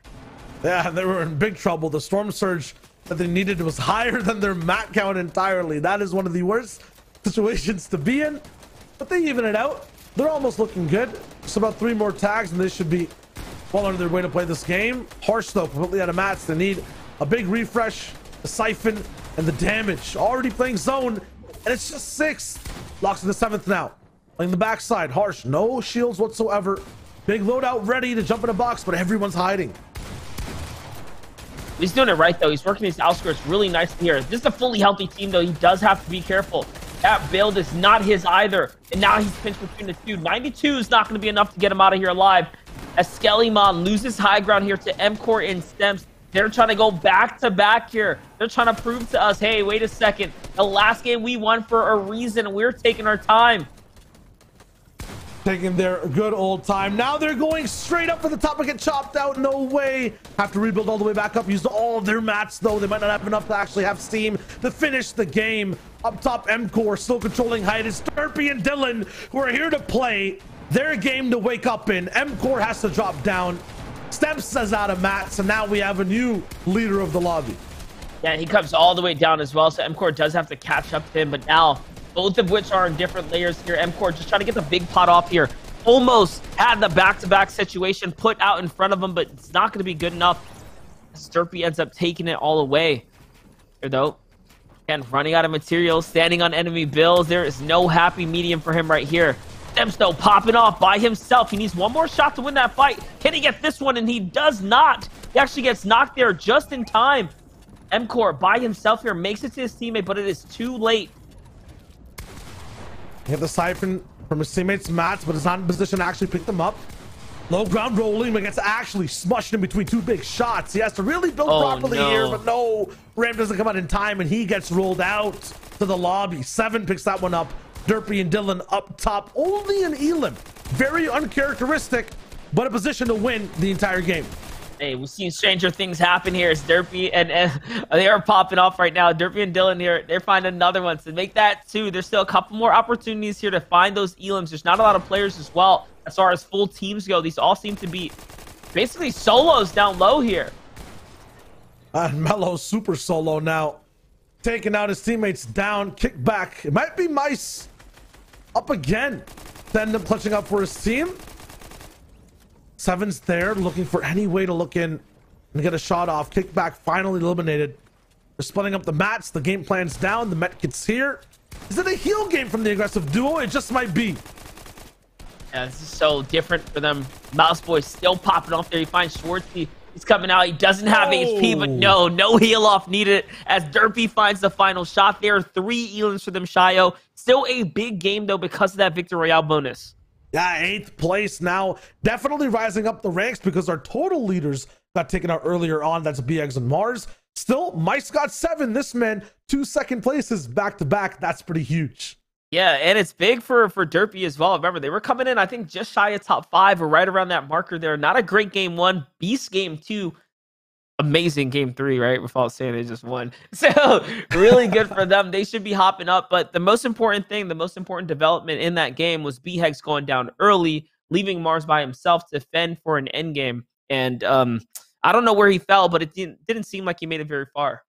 Yeah, not that far. It was kind of the 4th or 5th zone where we really saw trouble for that duo. It's honestly because there were so many flicks in that game. And while these players are making flicks, you at home can too. We have another giveaway ready to go after this game that we just saw. It's a mouse giveaway courtesy of Rocket once again. This mouse rolling in looks so good too. It's so nice to see some of the best things rolling down in the day. So Rocket Kane 200 that you guys can win, typing in flip the switch in the chat. Everyone will be chosen after the stream's over. You can check out what is up. But man, you want to hit those flicks just like you saw Mars doing while he's trying to survive. You want to hit that primal SMG tracking like you saw Dylan have towards the end.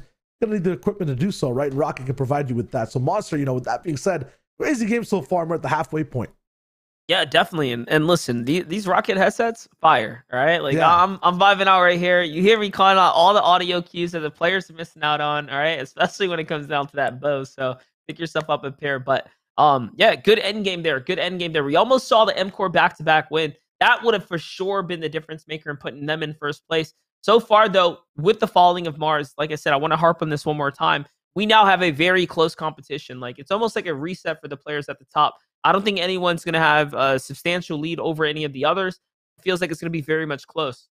Yeah, we harp on all the elims people are getting as well, but it's a placement-based competition, and lots of people made it towards that top 10, top 5. By the leaderboards and more for you in just a little bit. Game Force coming up right after this break.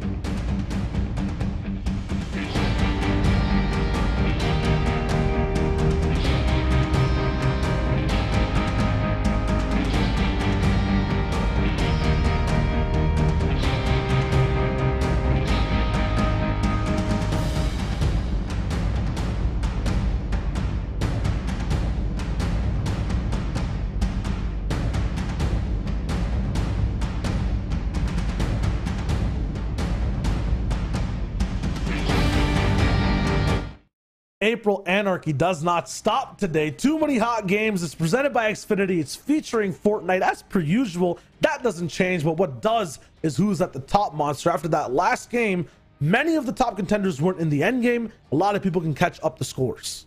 Yeah, and that's the biggest question. That's what I'm most curious about here today, to see exactly where Mars is going to be able to, or was able to get out of that game after VHEX fell down early. I think it was like zone 3 or zone 4. They were doing good up until that point. Skellymon as well kind of popped off there and made some appearances in the end game as well. So kind of interesting to see what they could have done. We saw a fair amount of their early game fighting over at the Brony Burbs. So seems like things are, I guess, grooving and shooting for them right now. Yeah, Bony Burb seems really bony or burby. I'm not sure what the proper terminology is, but there's so many teams fighting there. It's like 3 or 4 teams running in side by side. Meanwhile, Monster, Lazy Lake, Dirty Docks, no fights. Yeah, and those are some major draw spots, especially like Dirty Docks. Dirty Docks is a great draw spot. Lazy Lakes as well. Like, you're talking about two of the most dominant draw spots when it comes down to vehicle opportunities, NPCs that are there, right? So the fact that you're able to even clear full challenges or do like really whatever it is that you want, walk away with maxed out loadouts in a team-based game mode, that's massive. That's a big W. Yeah, you're talking about that team-based game mode as well. I'm really appreciating what Duels has to offer. We mentioned it a little bit in that 5th zone, but the way you can punish people by getting a pick, it is so different in Duels when one of your teammates goes down. Yeah, it's refreshing, if anything, right? Like in trios, when you get to cast over it a lot, you kind of see the same tendencies. I'm sure every game mode gets to feel like that, but when you introduce duos into what was just like a trio-dominated kind of competitive scene, you see the differences, the little nuances, more harpoon play, right? Way more harpoon play. But then more importantly, like you mentioned, the punishment factor is there. I feel like there's a much bigger skill gap involved in the PvP elements of it. It's all about winning your ones, right? It's all about not getting dropped down, because then it's all on the back of your teammate. Like, players take full advantage of those opportunities there when they get presented. Yeah, and we see clutches get better. We see so many things on all aspects of duos end up so much more prestigious in the sense, right? The last time we watched duels was January with DreamHack, and we had that storyline of, you know, there's new up-and-comers coming through. That is the main story of today. Got to remember the $10,000 that are on the line for the total prize pool, and then past that as well, the top 3 being invited to Code Red. This will be game 4, past the halfway point. We're jumping into more buses, more players, more action at April Anarchy. Yeah, and it's all fair game here. It is all fair game. Like we mentioned, the players at this point, you already know. You have, a good taste of what kind of competition is in front of you and how you're playing out. It's not all over till it's over, right? These last 3 games, as good as they were, for some, it could be equally as good for you as well, and vice versa. Like, the players at the top can easily just hit a bad rut here. So you got to keep your head on. You got to keep your mentality up and play all the way through to the final games. Want to push for that game 5 and 6. That's where things start to get a little bit crazy. People lose a little bit of composure. Some people have too much composure, a lot of respect. They don't go for fights. That's where things really start to draw down on the line. But Derpy Dylan, Craggy Cliffs, story here stays the same. I think Team Nation's on the outside, you know, having a little bit of a beach party somewhere near Aqua Island, but no one jumps in to interrupt these guys. They know the fighting prowess they have. Yeah, I think they were contested before, not anymore. Oh, really? Durbin Dylan just pull away with it, really alphaing up the drop. And you saw they had high ground too. I'm actually surprised they didn't get to really close out the way they were looking for there. This is the classic Craggy Cliff strategy here. You work with one another through these builds here. Get to all the chug barrels laying around, all that free shield. Still an underrated drop, like, overall. Yeah, one of the most high-profile drops. You have cars. You have so many parts you can walk out with as well. Surprised that more teams don't, you know, chomp at it, but got to remember, it's like a beachy pier, hard to fight. It's a little bit, you know, it doesn't look like Lazy Lakes. It doesn't look like the size of Dirty Docks, and it's all on the north side of the map, so sometimes zones far away, but they have it this time, so big advantage for Derpy and Dylan.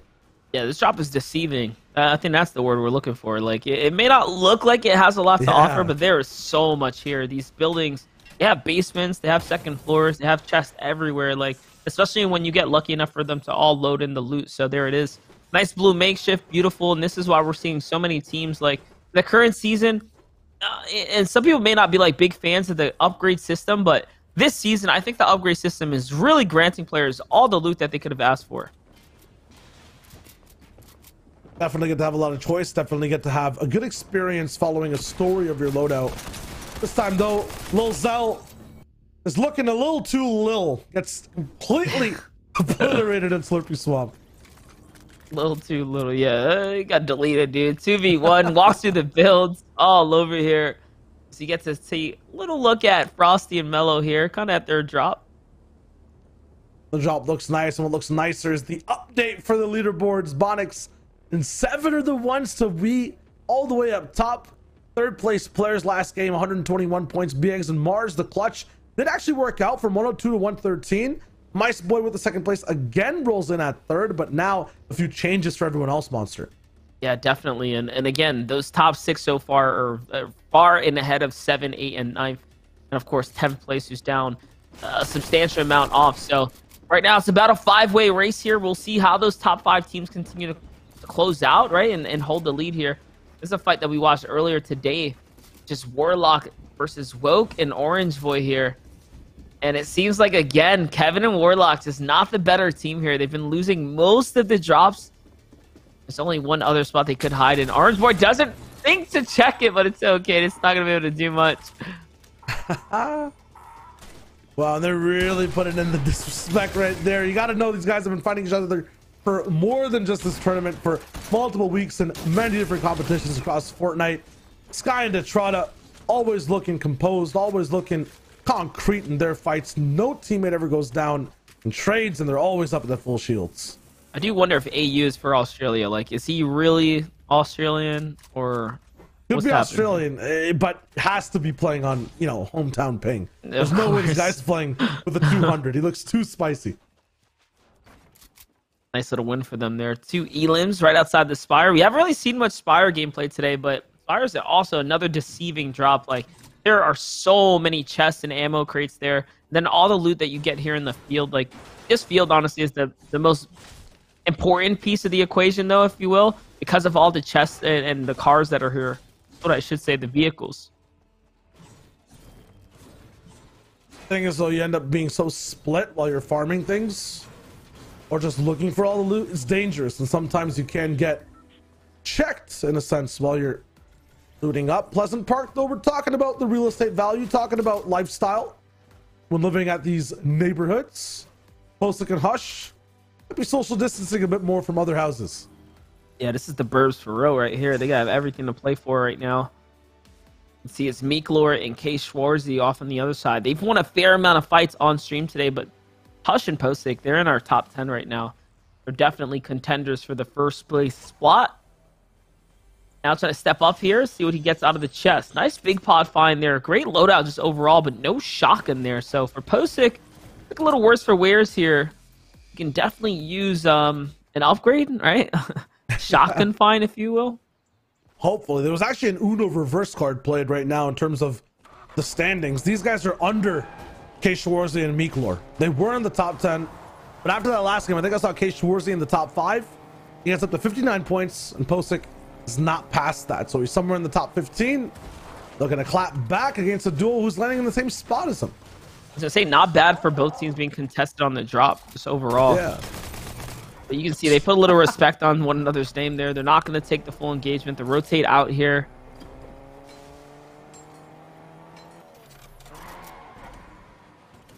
Hush gets a blue shotgun out of this now. So now he has the rare upgraded shotgun.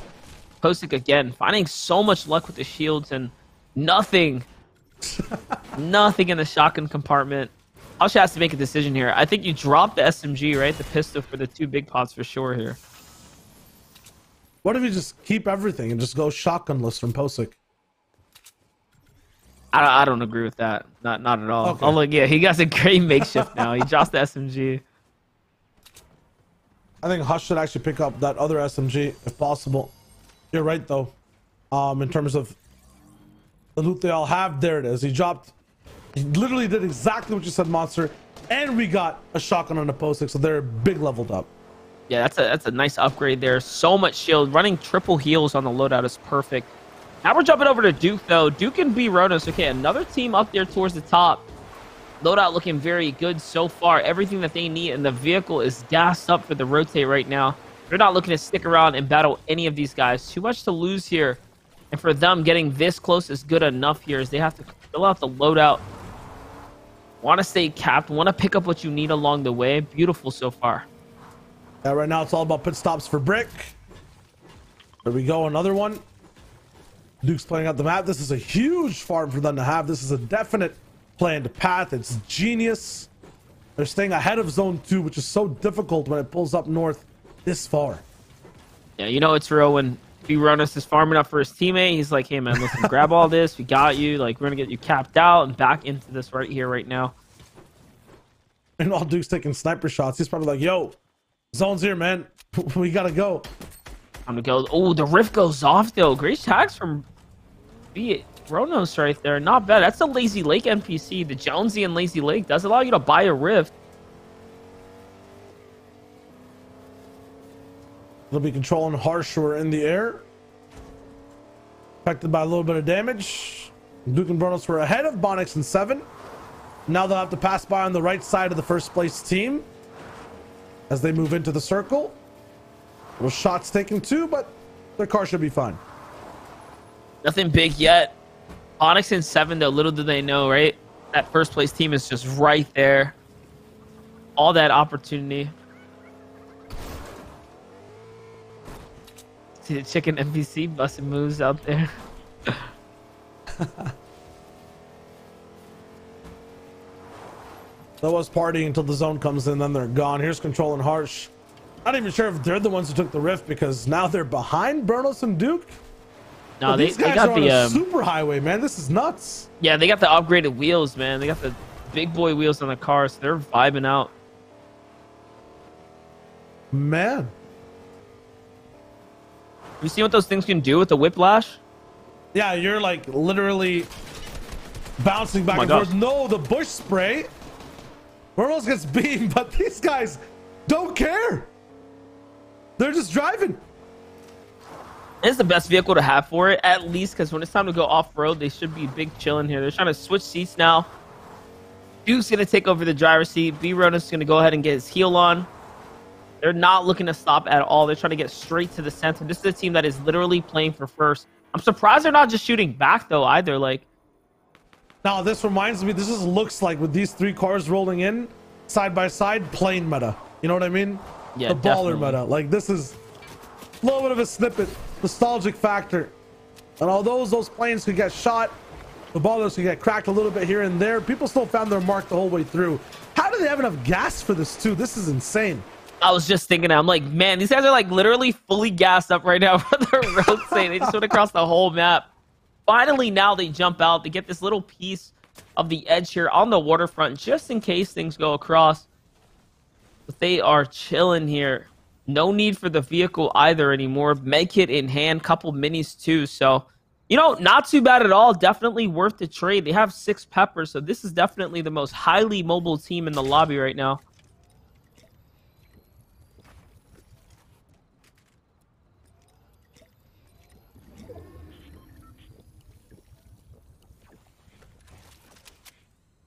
The God loadout too. Second zone, everyone's kind of in this plan. Derpy rolling in with the car as well. And they get a higher hill. Bertle's not too happy about that one, but once zone locks in, everyone should be able to move. We should all be in newer spots. And don't forget Dirt. Dylan, 4th place. Duke and B-Ronus in 8th. Harsh and Control here. We're in the top, but they fell out a fair amount. So now they're just outside of it.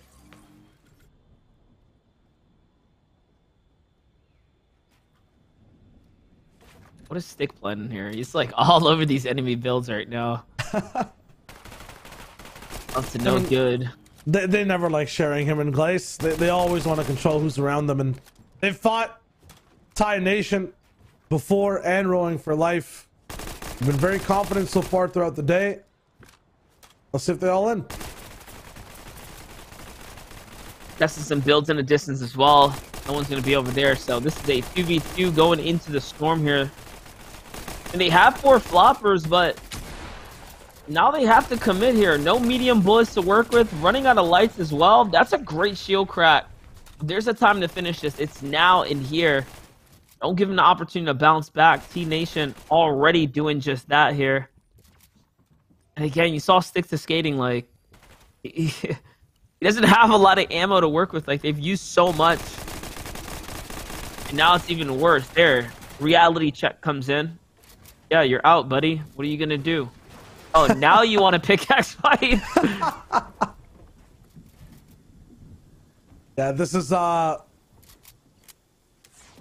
little bit awkward now for both teams. And a tie could have rotated. Stick could have pickaxed. A lot of different things could have happened. At the same time, I don't think these guys are low on ammo. I think they both actually have floppers. They could have easily played the entire game out and looked for a siphon later on. It's a very different call to make. Yeah, we're looking at a 2-tick as well, so there's no free pass here. Like, one med kit left. Shots come out of Sticks to Skating. Nothing comes out of it, though. He's got the health lead with the floppers as far as how quickly he can heal here. The team on the other side, though, Rowing's got to go. Like, you're not going to get 10 seconds to pop your heals, man. You need to catch up to your teammate. Your teammate's already bleeding out here. He's going to need to get to a campfire. Oh, no way. He finds a meat along the way. That's big. That's going to go the distance for him. Maybe, but there's no more animals left inside the zone. Might be more meat lying around, but Blaze is down. Stick's gone through 3 of his floppers. I don't think Ty's making it either. This is a rough situation. Nah, Ty. I think Ty's gonna get out for sure. And Rowan's good. He popped his med kit. He's chilling. Ty gets out like, oh my gosh, on the dot, HP? right in front of a campfire there, and he had a med kit too. Talk about risky, dude. He was feeling it. Stick to Skating with the amazing game plan here. Has to come out super late. GG. Duke's taking out Derpy here. Dylan's gone Dylan's down too, so big team out of the running.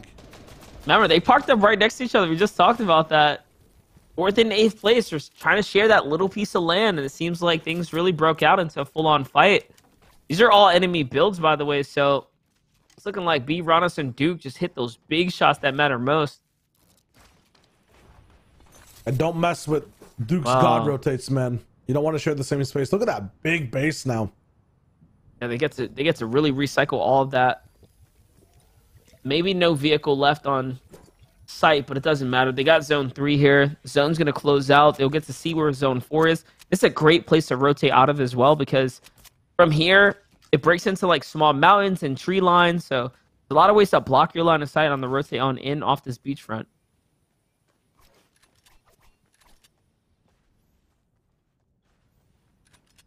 Two drops available for that Blue Arrow squad.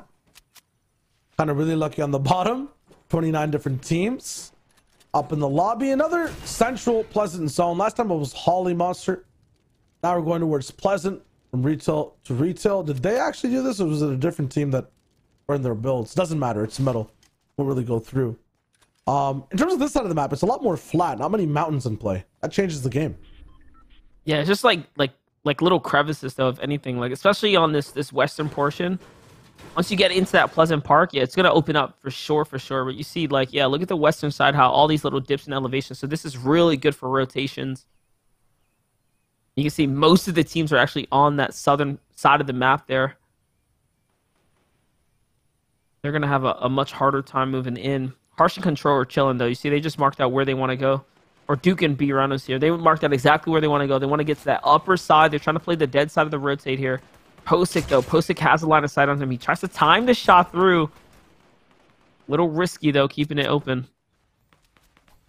I can't really see through entirely. Has to guess through stairs. Nice try from Duke, though, with the flick. Doesn't land.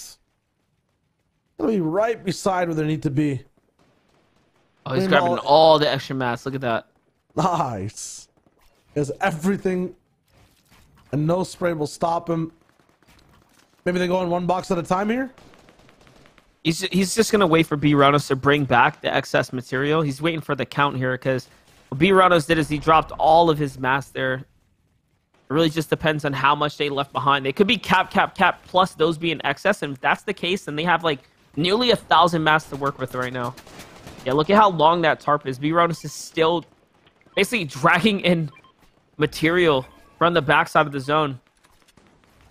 I refuse to believe they're below. Yeah, no, they're not. I got into way too many fights. It should be fine. I feel like connecting that base down to the ground is also kind of worth it. Regardless, BX and Mars looking to get their top spot back. They're about 10 points behind. Monix and 7 were on the bottom right side of the zone where there's a lot of congestion. Let's see what they got. 440 damage above for B-Hegs here, though. Looking good. And not only that, like, these guys are kind of vibing out. They've made it to what is almost the half in, half out zone right here. Is that a tag, by the way? Did he connect there? Oh, no, I think it was just him hitting the build. 10 seconds now, Shio. 10 seconds. We get to see where the zone pulls. Remember, they're now in second place. They slipped out of first place for falling so early. They had a 30-point lead. That was enough to only put them 10 points behind first. So that's roughly a good placement or 5 elims. No, it pulls far, man. It's according to plan, though. Every time these guys are playing, if it goes to a max zone, they end up performing very well in the game. The structure of their base, though, kind of falling apart with that flame bow, but I don't know. This time it looks like they might have to just dive straight through the center to get where they want to be. Team rotates like this happened before and things not work out, but this time the little divot is going to give them enough legway. Go ahead and slide up a bit more. It's going to cost them multiple heals here, though. I always talk about this. Getting tagged and then pausing in the middle is so risky. Yeah, it just gives everyone a lot of time to assess the situation on you, and that could be a problem there. But luckily, his team is still here. BHEX put some counter fire down. Now they're one step closer. Bunch of teams rotating. This is their opportunity to recycle, work with them. They go up to Kick Boy or Kick Back and Mice Boy. I like the duo name, Kick Boy. They're in third. Could be a chance to knock them down and not have them be second place once again. They go up and build a little bit higher. Looks like BX might have a chance to actually edit up and go all the way above them. He does. Well, he gets coned though. He gets caught right there. Side jump cost him a little more. Oh no, these white tags. Flacco and Javon are not done with the game just yet. They know they have a chance of getting a high zone, just like Mars and BX do. Stink Bull's wrapped back as well. This is the toughest I've ever seen BX and Mars have to deal with the rotation. Oh, so rough. Oh, he walks to the storm as well, which is hard to read here. But there was only one escape. BX has to get here like ASAP right now. Oh, he grabs them just in time. No way. And they pull first pool moving. So this is about as lucky as it could have gotten for them, considering a knock just went down. This is not the way they want to play the game, though. Shield for Mars will be there because remember, he only got knocked down by the zone. The issue is they won't get to have their high ground control. So this will be a BHEX and Mars passive game, similar to what we saw at the very start of the first day of calls. Was that a free elim up the sticks? Oh my god, Harsh. Okay. No, it makes sense now. It makes sense now. I was so curious, like, man, how is it that BHEX and Mars are getting targeted, like, deep in the box there? Because Stinker Bow won't do that. The Stinkfish, however, do have the wider radius, so it all makes sense right now as to why he was getting targeted at the back of the box. I think going down in zone there for Mars was crucial as well because Control and Harsh were definitely on their builds, looking and hunting for them, but just couldn't find them. So big up for them. But now it is their turn to see if they can stop people at second height. If they can hold the super high ground with everyone hungry to clap back and be in the top 8. Yeah, and he has the fire bow as well. So this is all around massive upgrades here for Harsh Control, who are looking to really rocket their way back up. They're setting themselves up just to do that. 30 players remaining in the lobby, and they already have a big 3 elims here.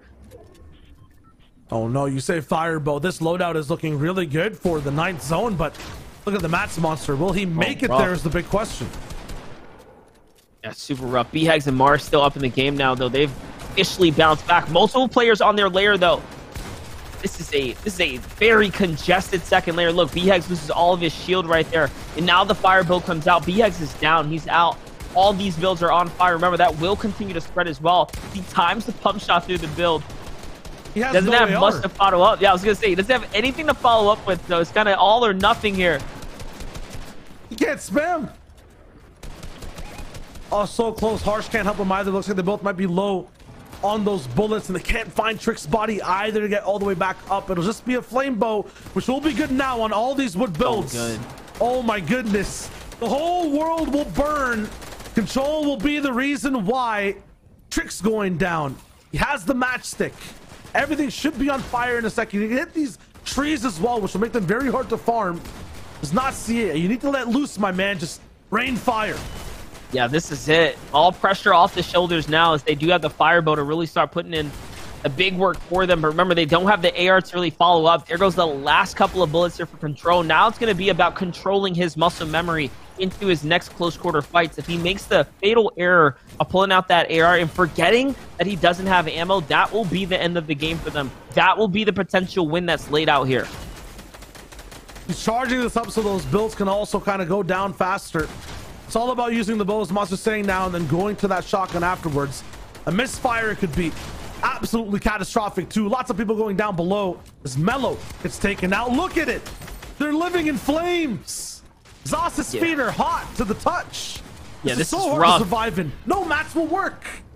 Nothing will work here. Bosch, though, Bosch is on fire too, and this also sets the grass on fire. People forget that Bosch absolutely needed the siphon there, and he found just that, but the one pump from the side. That's a quick clothesline there, and it's all over. Archer, who is playing a well day of Fortnite, not good enough here for as Harsh puts him into a very dangerous position down low.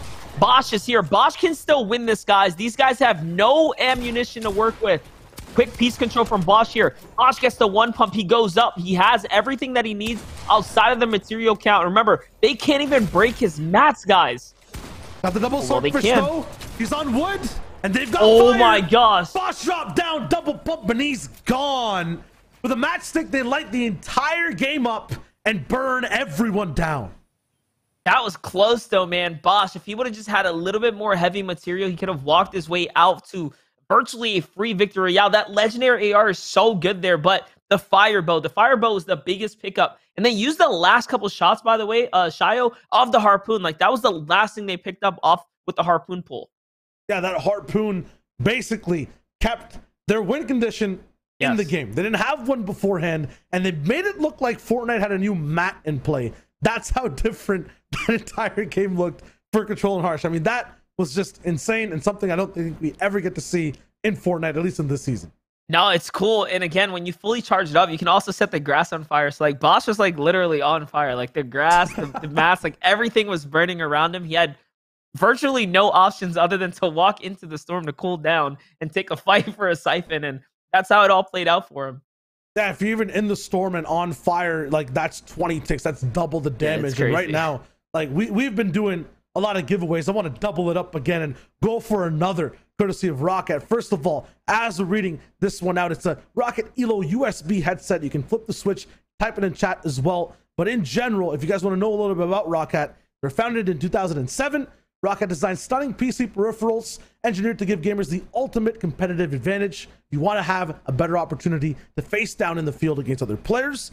Rocket's become a pioneering PC gaming accessories manufacturer, featuring a portfolio packed with technology or technological advanced and visually stunning products. These guys are insane. We're wearing the headsets. We've got the equipment in the back. Monster, we're talking about the Vulcan keyboard. It's nuts as well. But they're all designed and in-house at their headquarters in Hamburg, Germany, uniting a team of professionals, visionaries, and gamers with years of industry experience to innovate tech for gamers of all skill levels, so casual to collegiate to pro. Everything you guys have been watching today, it's nuts.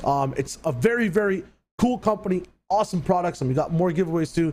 Just remember to type in flip the switch in the chat. That being said, though, Monster, that's game 4. Kind of insane. We got more coming up. Stay tuned, guys, for the wrap up of the competition here today for the April Anarchy.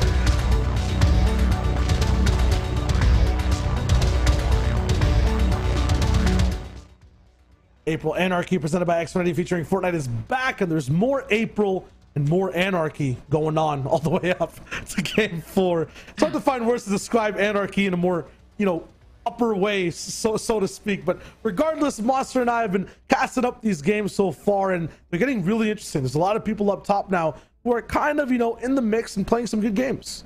Yeah, definitely. And we got to see that mid-game fly-through, right, to really kind of set the stage for us, to let us know, okay, who's in a running, who's in a question here. And we saw some big clashes. 8th place B Ronos versus up against Derpy and his team that had Craggy Cliffs themselves.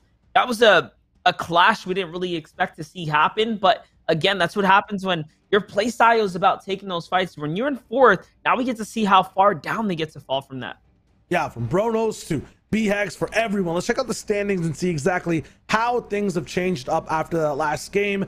No difference up top for first place's total points, really, 131. But now the catch-up. 2 teams at 129, BX and Mars are up there and back. My Boy Kickback are right there, 2 of the top 3. Stems and MCore, 128. It's basically a 3-point game for 4 different teams, Monster. It's looking like a 4-way tie, essentially, to me. Like, these guys are tight up at the top of this leaderboard right now. My gosh. I wouldn't have thought coming out of game 1 and 2 that we were going to see the competition get this close, but that's what happens when you drop a game.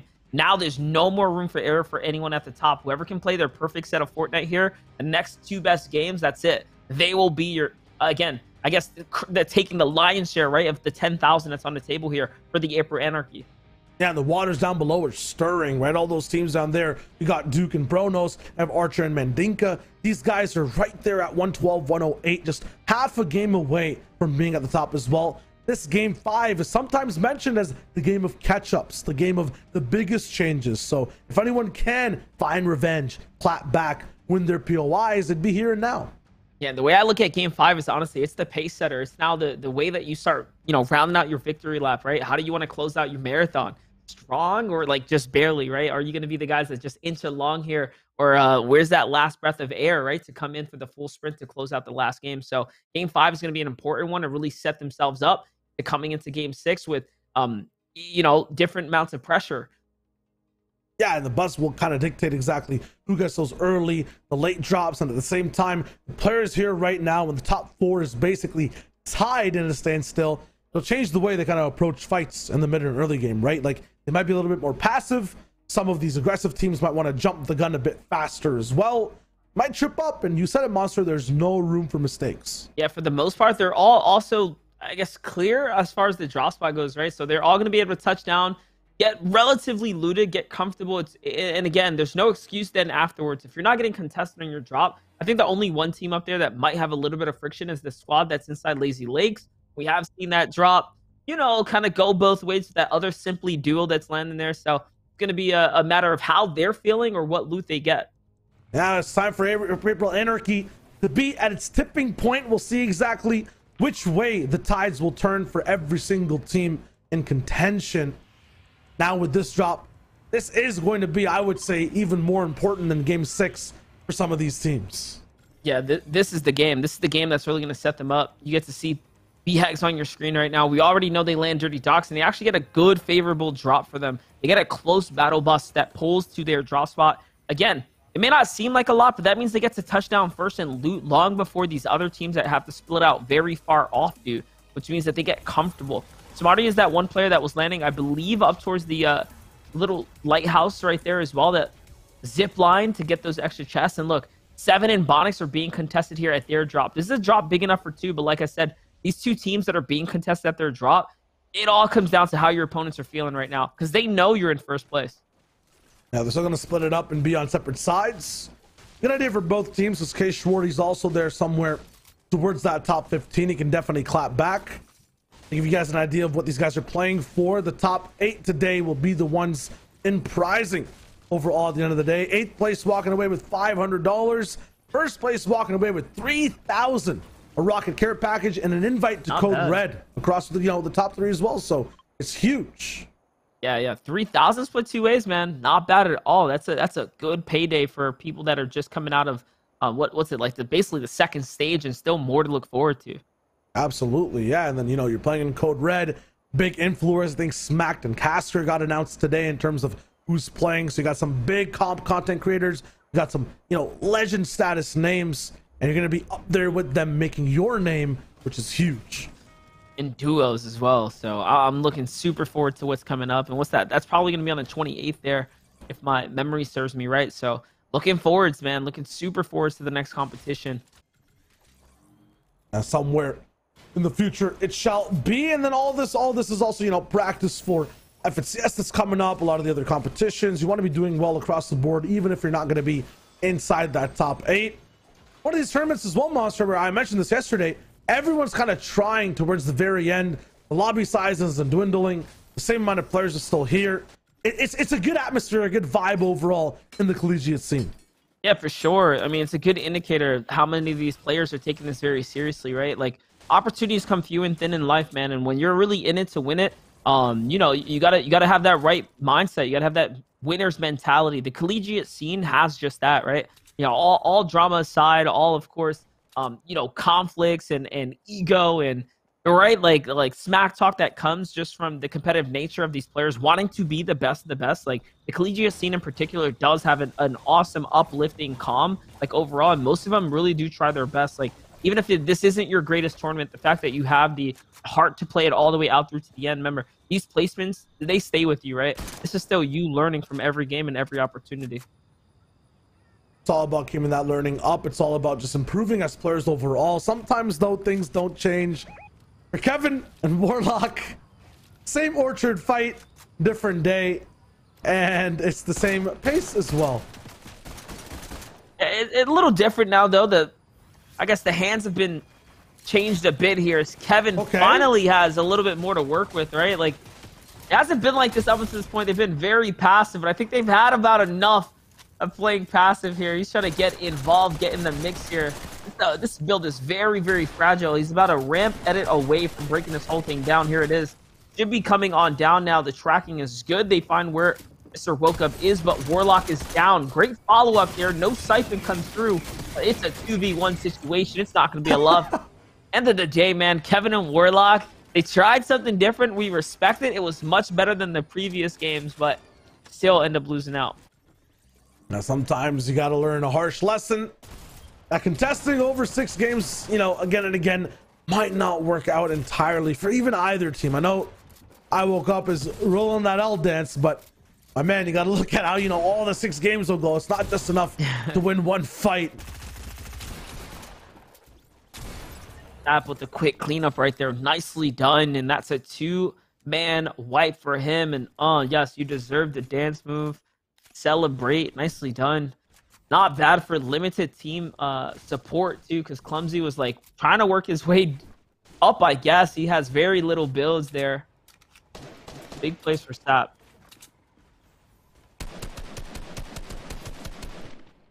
Posting and Hush still trying to find a way for them to get back into the competition, into the game, and hunt a little bit cleaner. They'll be on the backs of Stick and Glaze. It's better to take this team out earlier, because if you're in their sightlines later on, you might get storm held. Yeah, Stick to skating here in the low ground now, trying to get his heels up. Compact SMG on the other side is, again, a power loadout here on Postic. Hush is going to jump in, though. He finds Stick here. Caught out. Where's his teammate? Where is he? He's now cranked his weight back up. Glaze here. Glaze is on whites as well. That's the confidence. That's all the confidence he's going to need here to go in and finish this out. No mats either. It's all but over there. Postic and Hush find their second elim now. I do wonder how this is starting to stack up for these guys here. They were in the top 15. They were kind of jumping in and out of being near the top spots, but now everything's like a 1 or 2 point difference. So you're definitely right in the sense that just that one elim, just that little bit of placement, can push these guys towards being in that top 10, being in the top 8, maybe even getting close qualifying for Code Red, but they'd have to really have a good game here for that to happen. Now with Orange Boy and Rogue, oh no. These guys are having just such a rough time. It's like every time they come across someone, these fights are just not really going in their favor. Not in a dominant fashion by any means. Yes, they won their draw spot, but every time they move on out, they're just getting stonewalled by other teams and players. It's Micah and Big Riv who are here. Micah Big Rib always going into these mid-game fights. I woke up dead, was hitting that L dance beforehand. We'll see if the emote comes through after this one as well. Orange Boy is there to try to help, but Micah and Riv have a big pinch. A nice split onto the fight. One floor there. Woke up there with a big shot, but it does not land. Micah's faster. Then Riv goes down. Now it's just one player left to actually be able to do something, and I don't think that'll be a possibility just yet. Not bad for someone who is like at a disadvantage here, but Micah and company just getting a little overzealous with the battle here. And Orange Boy is saying, all right, listen, I'm gonna cut above the rest, man. Count me back into this competition. I can hold myself down. Thai Nation and Rowing, though, they've done a lot of work in this lobby so far. They've done a lot of work in this tournament, I should say. We've seen them get active. We've seen them get into these fights, and when they throw themselves into the equation, things don't typically end well. I don't even think Micah gets their card here. He's just going to bail out completely, leave the other duo to take the fight, swing around possibly here. And we saw the wraparounds come through before, but usually it works out when you have peppers. When it's natural like this, it's tough, man. And look at his loadout, too. I think Riv had a very good shotgun AR combination as well. They were set for game 5. Now their plans are like basically thwarted. You agree? Here it is. Thai Nation Rowing. Woke up in Orange Boy, have another uphill battle to fight here. Another duo to prove themselves up against. They already have 3 elims. The double AR fire coming in from the high ground team. See how much they have to use here. There goes the wall break. Hard to fire back as well since they have primals, but they have to do something. Great 35 body tag there.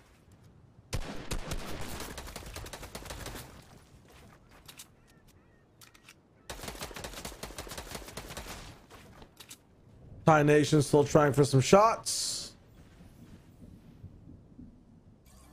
Another impasse. You can sense the fact that teams are not sure what the best plan of action is, especially with all the third parties around. Very tough game to play inside the middle time of Fortnite. Yeah, we're just past the middle, right? Like this is like the ending. It's like, man, we already have 3. Like, do we really want to finish this? Like, we need some big games here, right, to get up towards the top if we want to secure our way through. Good counterfire coming in all around, though. Thai Nation has to be second guessing this situation now. When you start digging into the big pots, you know, oh, that's a setback. That's something that's going to be probably irreparable damage here to the loadout, to the situation of the lobby. And again, remember, the more that they just fire in freely like that, they're running out of ammo as well, right? So now they're at the desperate point to where they probably just have to take this fight.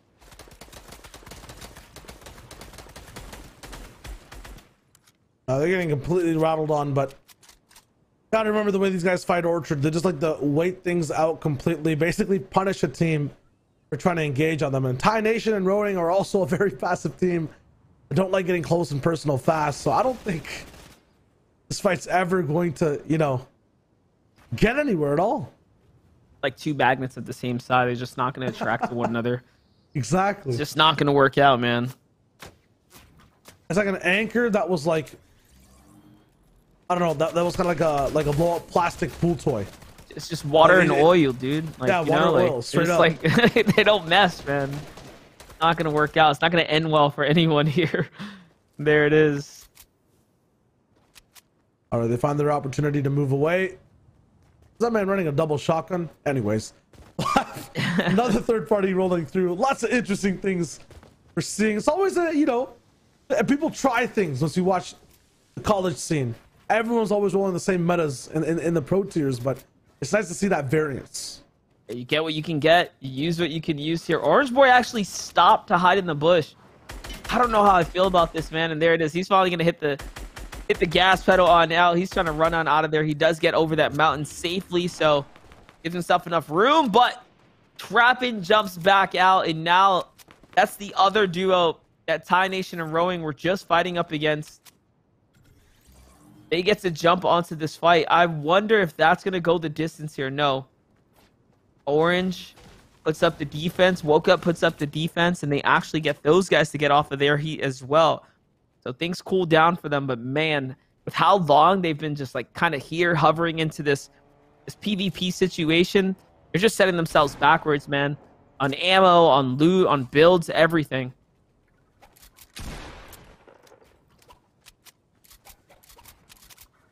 It's tough for him overall. I'm wondering where some of the top teams are in terms of that four-way tie and how they're moving into the zone as well. Everything's kind of stayed in the center of the game so far. Usually we have BX and Mars doing some very good rotates. Raptor attack here too. And these guys will be slaughtered as they move in to the zone. At this point, you might just need to pick up what they have to offer, man. That's also underrated right there, those consumables that come out of that. The mushrooms given 10 health or shield each, and the apples, of course, free to use right there. So hopefully they take advantage of that. This fly-through gives us a good look at who's kind of setting up in the new world, in the new base. BHEG's up top, Duke there as well. Again, players that are fighting for that first place slot. Got Heights and DDT all the way to the backside. Bonix and 7, the first place team, by just a few points, is all the way up top. Cut and Crater inside the top 10 too. Kind of on the bottom side. They want to stay in that top 8. Postic finally picking up a few elims. Nice in the feed.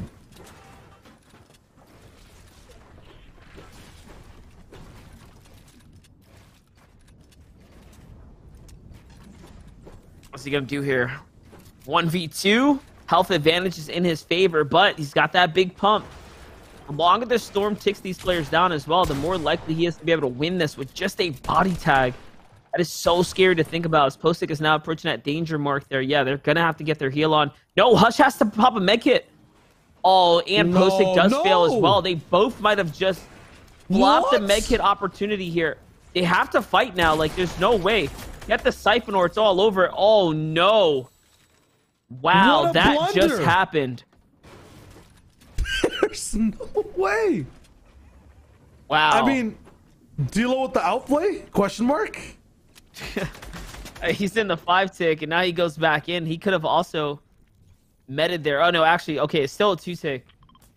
Yeah, that was crazy. I've never seen the double fill before. I've seen the solo fill. It happens sometimes. There's pressure, but this goes to show, man, don't mess with Dilo. Yeah, no, credit to Dilo for playing that smart, but I was alluding to it the whole time. And like, listen, man, the longer the storm ticks, the more advantage Dilo is getting in the situation because he has that HP lead. And they just weren't taking advantage of either one healing or moving or fighting, honestly, right? You can't just sit there and wait for him to make the play. That's definitely the wrong move in the zone when it's doing that much damage, but neither here nor there. That just happened.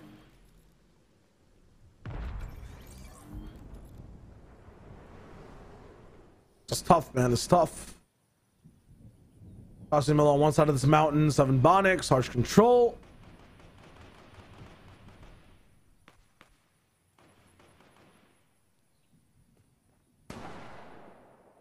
And they've got the taxi tricked out. What are all the options for cars? Or do people just basically just use the big wheels? Yeah, big wheels. Big wheels allow you to drive all terrain. If anything, the best vehicle is the Whiplash. With the big wheels, you move so fast, man. You still got the boost. And of course, the way the Whiplash, you know, the body modification, the way it looks, right? It's super low profile. It's hardest to get tagged through. So definitely by far the most effective vehicle if you get those upgraded wheels on.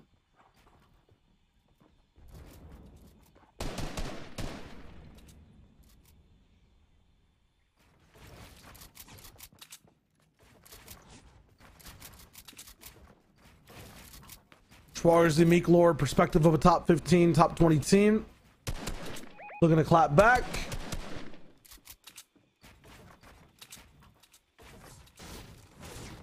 This is always the time where, you know, wherever you end up making your base, the shots that you take kind of actually influence your future in the rest of the game. Here's the big switch that goes up towards the mountain. Looks like Control and Harsh will still be in it, but everyone else will slightly have to move.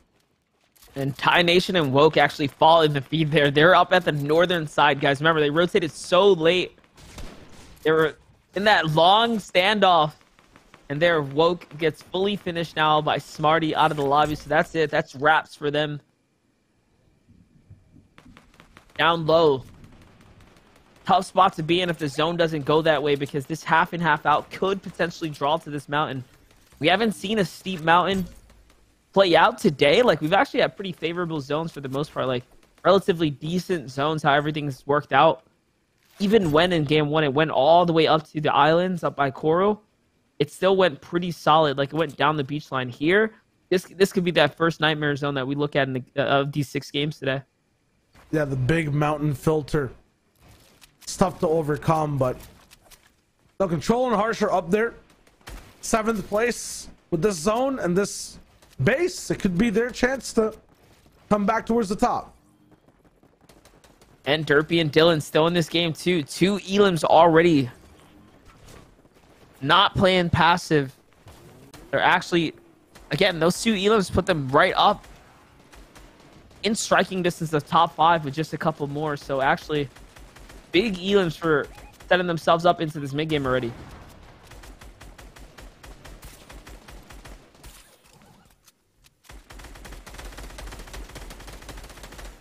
Spam always comes in for these guys, man. They always want to harpoon something all the way back into their bases.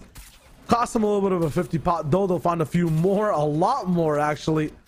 A full stack and one. It's nice. Looking real good here for this team here. They're on that edge as well, so no need to move right now. Barlow's, though. Barlow's in the worst spot of the bulk. Couple more shots, and they might just get the attention of the rest of the lobby to really mass fire in, get them focused out.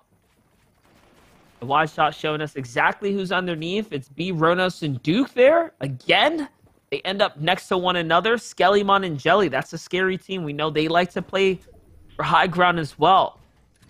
Wild cards. Oh, and it's Mountain Pool. Yikes.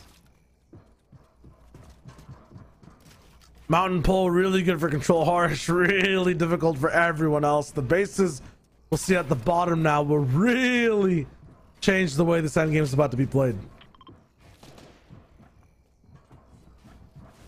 Yeah, this is where anything can happen now. They have a long rotate as well. No one really moving, though. The map looks pretty stale. Everyone's really trying to think about what it is that they want to do. The Peppers come out, though, and Duke and B, Ronos don't waste any time. They're on the rotate. Proper rotate right here. They go straight through the middle instead of waiting or wrapping wide. The Peppers make them move so fast. They're just a tough target to focus onto. And for that, they don't get focused at all. Now they find their own pathing up the side of this mountain right here. Beautifully done. Executed very, very well for this duo. A lot of different teams using those big peppers. The flame bow's also in play here. And you know that lots of different teams' mats are going to be a lot lower now. So those wood builds might come out faster. It'll make whoever's using that flame bow really a big target, big contender to win this game. Yeah, now they have that nice angle too. This is where they get to really fish out for those proper angles here. Still have a little bit of the pepper effect as well. Peppers last actually really long. These end games, you can see it just starts to tick over there. If they have any more, they're going to be set up really nicely here for the next big rotate. Mars and BHAG still in this game. Derpy and Dylan still there, looking healthy and strong. Big names there. Everyone's mountain goating on the side of this thing. Heights is ironically at the very lowest point of every single build. Duke and Barnos aren't stopping right now. And yeah, Duke doesn't even care about protecting his right side. They just want to take these shots. Skellymon goes down. Now we're going right over the mountain to be on the other side of the server. This is a tough zone. Yeah, but they're good. They're good. They're using it just perfectly here. Duke thought about going up, but no, he's playing smart. See, I really like the fact that he's going to wait for his teammate here and follow the proper path here. That's the sign of a skilled duo right here. Not splitting up in this end game goes a very, very long way, especially when we talk about these elevation changes right here. Allows him to also save material. Do not forget that. And look at this. Duke blocking the backside here for his duo. Perfectly done. Have to be careful, though. They're almost there. They're not just safe yet. Staying in front of this should be the priority still. Such an awkward zone, though. I think they have to just jump up one layer and just hold those mats down. Meanwhile, first place Team 7, Bonix in the lead by just 2 points against Kickback and Mice Boy going down in the feed. So here's a place where they can actually take lead and go all the way through. Seven's got the Slurpfish. He's got so much AR. This is a good spot to go look down and reel home. Yeah, and Duke finds one too, so that means second place is down and Duke is still raising in stock here. Remember, the big placement point has not been given out yet, guys. We're not even in top 10, top 5 territory yet. We're getting close, though. We're getting very close, but Seven and Bonix, our first place team, 131 points. Remember, it was virtually a 4-way tie up towards the top. They're still in this game right now, and that's what's the most impressive thing about this whole situation right now. B-Hegs is down. Oh, no way. Okay, so another top contender team is down, tied there for second place. That's going to be them going out. It'll be up to Mars to end up clutching this entirely. You see Crater go down to the feed as well. A little bit of a drop down there. It's up to Mars for the clutch. Can that first place team up top, though, still do something? If he goes down here, it's basically free season. I'm not sure if Simpson and Core is still alive, but I haven't seen much from them just yet. Mars is looking, waiting for the next shot.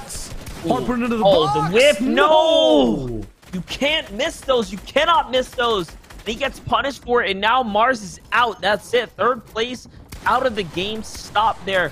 Which means first gets to run away, which is even more here. Top 7 situation. They're getting beamed from above. They don't have control of the entire lobby just yet. And I'm not sure if there's a bounce back coming. No, not right now. Still 30 seconds. They have to play this long zone. It's going towards another mountain. And it's Frosty and Mellow up top for making their lives a living hell. Yeah, this is good. This is good. They're pressuring everyone. They're finding the tags they're looking for, but Ronos and Duke are still popping up. They're still picking up big points here. Remember, Ronos and Duke are actually the players contending up for first right here. They were in 5th before this, but you know what? Although they don't have a lot of HP, they will have just enough, and no, Bonix is going to go in and slips right into it. His teammate is down. What can Bonix do now? It's a 2v1 situation. Melo's no longer in the game. This is winnable now as he picks up the big refresher here. There's actually white heals and everything in between. If Frosty doesn't stop him, he's going to get the full advantage here shortly. He'll be able to mini and pepper up.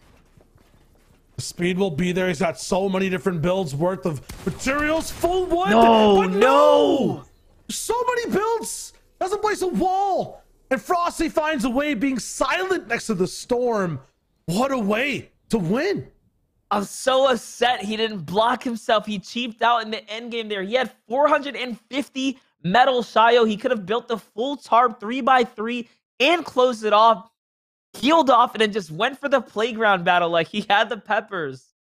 That might be the difference between him now, obviously still holding first place, but in game 6, holding the top spot and then not having it at the end of the day. Regardless, still, huge game from Bonix. They stopped Duke. They got ahead of Kickback, got ahead of BX and Mars. They popped off this game. Yeah, Duke was definitely putting up a fight. So Duke is going to be up there in that conversation now. And he for sure closed the gap onto Mice Boy, B-Hags, Mars, and Kickboy. So they're out there. I'm not sure where M-Core and Stems fell through, though. They were relatively quiet for the most part of that early game. And I'm not sure if we saw them in the end game. So, yeah, we definitely have to put Duke and B-Ronas back in the conversation. Yeah, definitely very quiet game and definitely very fast. Speaking of fast, it reminds me of Xfinity. And here we go, boys. April Anarchy, presented by the awesome sponsor that is Xfinity. They deliver a fast and reliable connection on one of the largest gig speed networks across the country, so you can play all your games and stream at the same time. You know how important a brand is, MDF. You're always pushing it on the timeline. Past that, too, for students, you can get an amazing offer with flexible options. Plus, get access to awesome perks like a $100 prepaid card. Money's dope, even if you don't make the prize pool, and a no-term contract. So you can learn more at xfinity.com/student. All the collegiate players that are playing today. And in general as well, it's kind of a combo setup we have over here. We're doing another giveaway for a keyboard. So we talked about the mouse, talked about the flicks, the headset. Now we're talking about the keys monster. We're going to be looking at just, the amazing Vulcan Pro. And, we got one in the back. You were hyping it up a little bit. It looks pretty clean, right? Yeah, and they also feel pretty clean. They're great sound quality. And just remember, enter in. Use that flip the switch in the Twitch chat right here, right now, guys. Get active. And you know what? Walk home with some free gear. Yeah, we have all the numbers that have been added up on leaderboards. We have all the numbers for the giveaways, the prepaid cards and plans. The numbers we saw before were 4 teams basically tied in tandem. And now the first place team has broken through, but then didn't win the game. What will that mean? We'll have to wait and see, because the final game for April Anarchy is coming up right after this.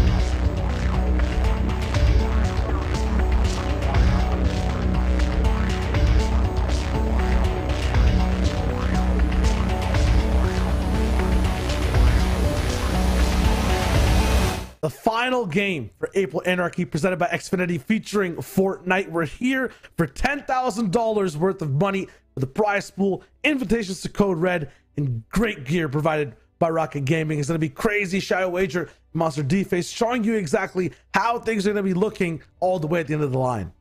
Yeah, that's for sure. And listen, we have a nice little race up towards the top. It's really going to come down to whether or not Seven and Bonix can stay consistent and hold that lead that they've maintained. Literally hold the line for them.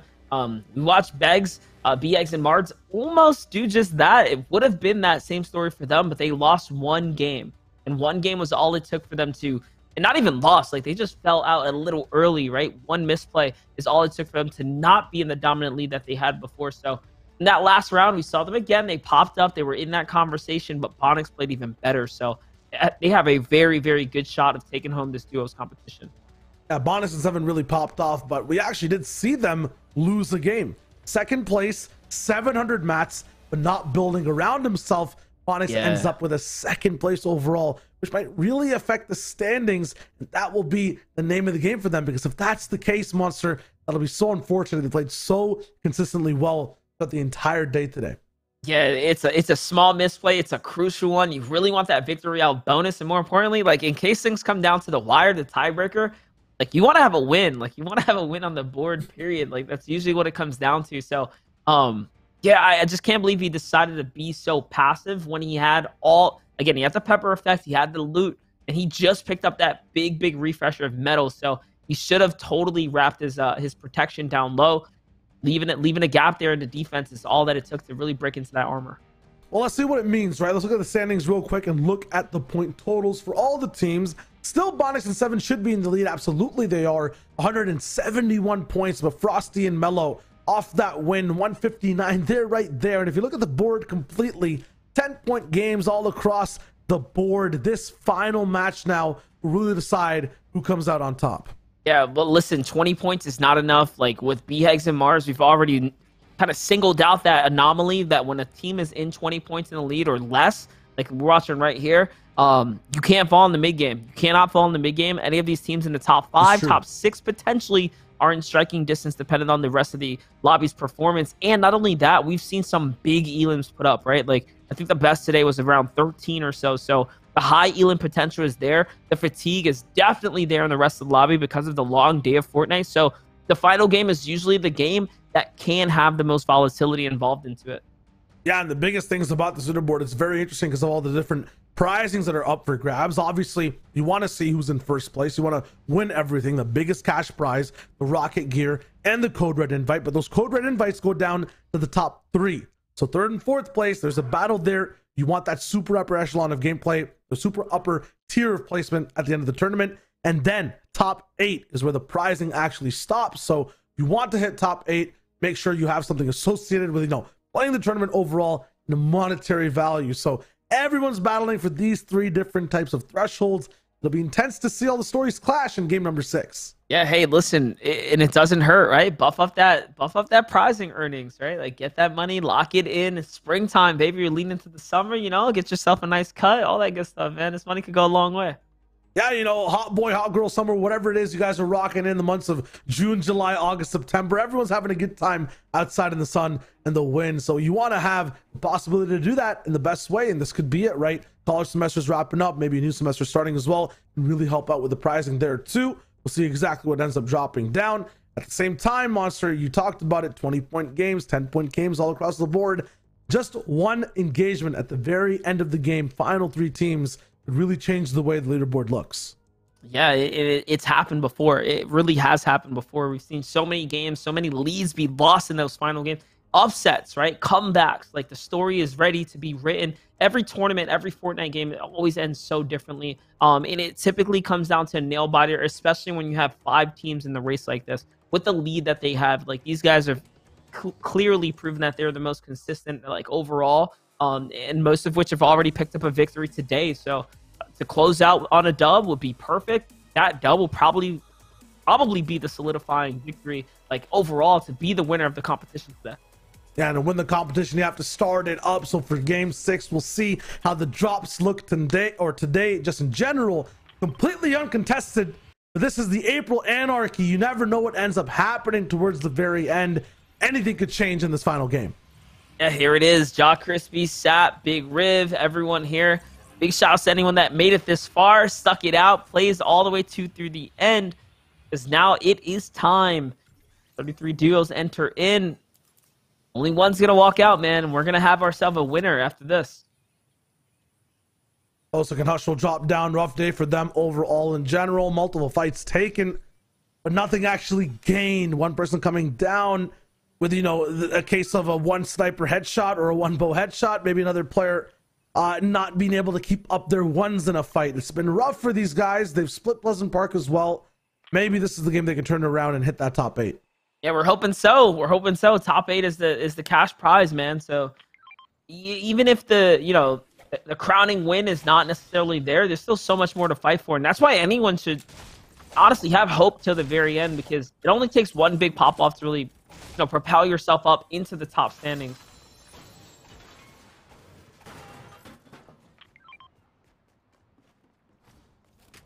Definitely a chance, and looks like this time they're actually gonna have the entire park for free.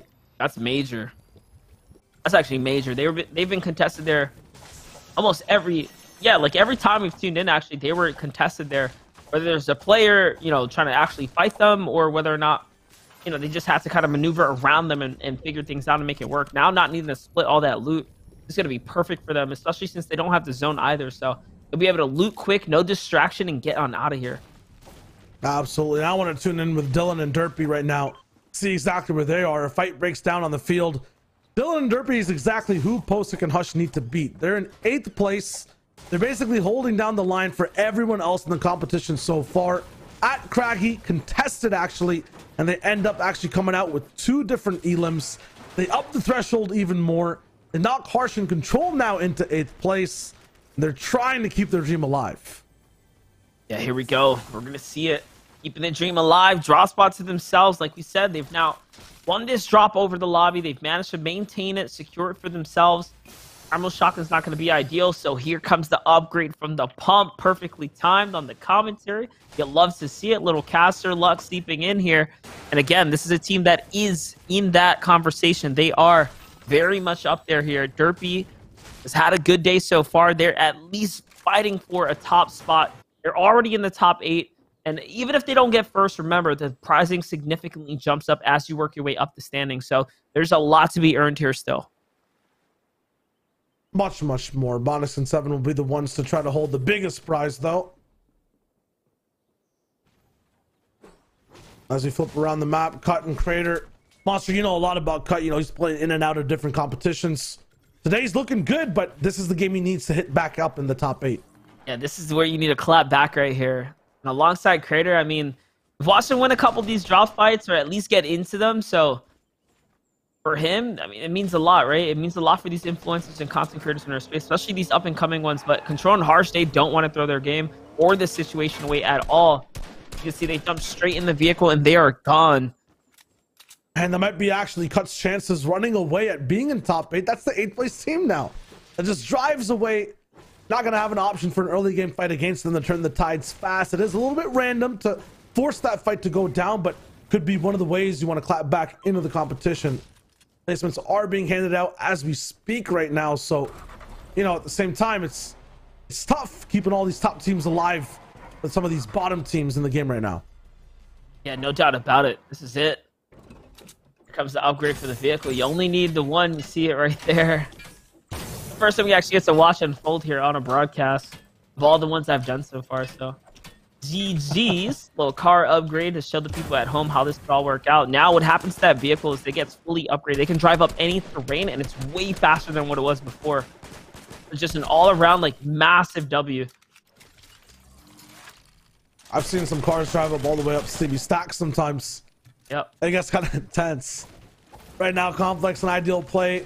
Another bump in the road for Stemps and MCore. Ended up winning a game today overall. Almost had a back-to-back as well. Sitting in 6th place right now overall. And we'll see if they can hold on to their spot or get interrupted before the actual tournament ends. Yeah, Complex here just trying to find any lucky shot that he can really put out there. And if he can bait the opponents out. Deal did have the bows pretty much lined up, but not anymore. He's underneath those enemy builds now, so Complex is in a pretty weird spot here, like overall. Once the enemies catch wind of him farming down low, this could be disastrous, but Dio gets away with stealing some of that free loot.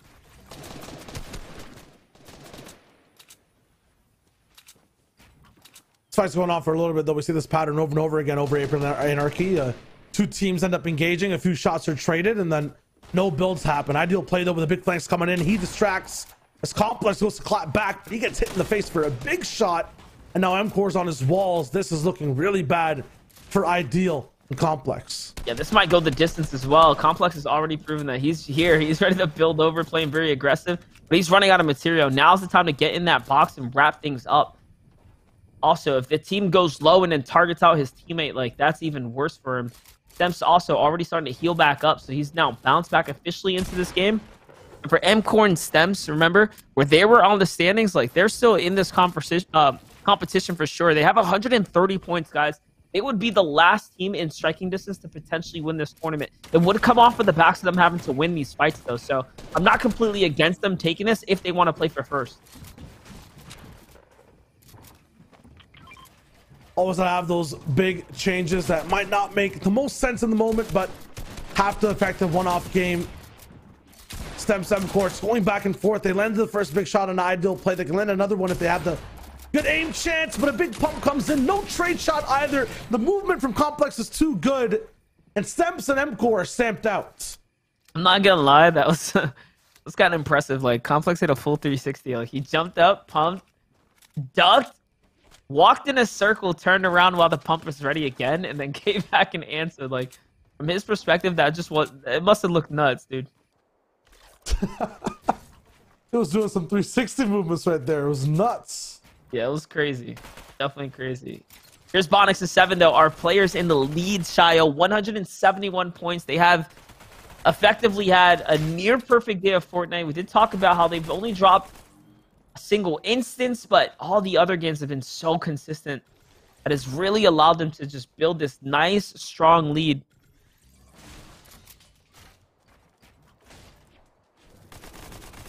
Thing is, though, when you're playing very consistent in games like these, that's where that entire game style is challenged the most. There's so many teams like Meeklor and Schwarzy that just end up rolling in and change the entire game plan. Don't do the common move. Don't even make mistakes, but just get aggressive on you. Well, the thing is, they've been contested here this entire server, like this entire tournament.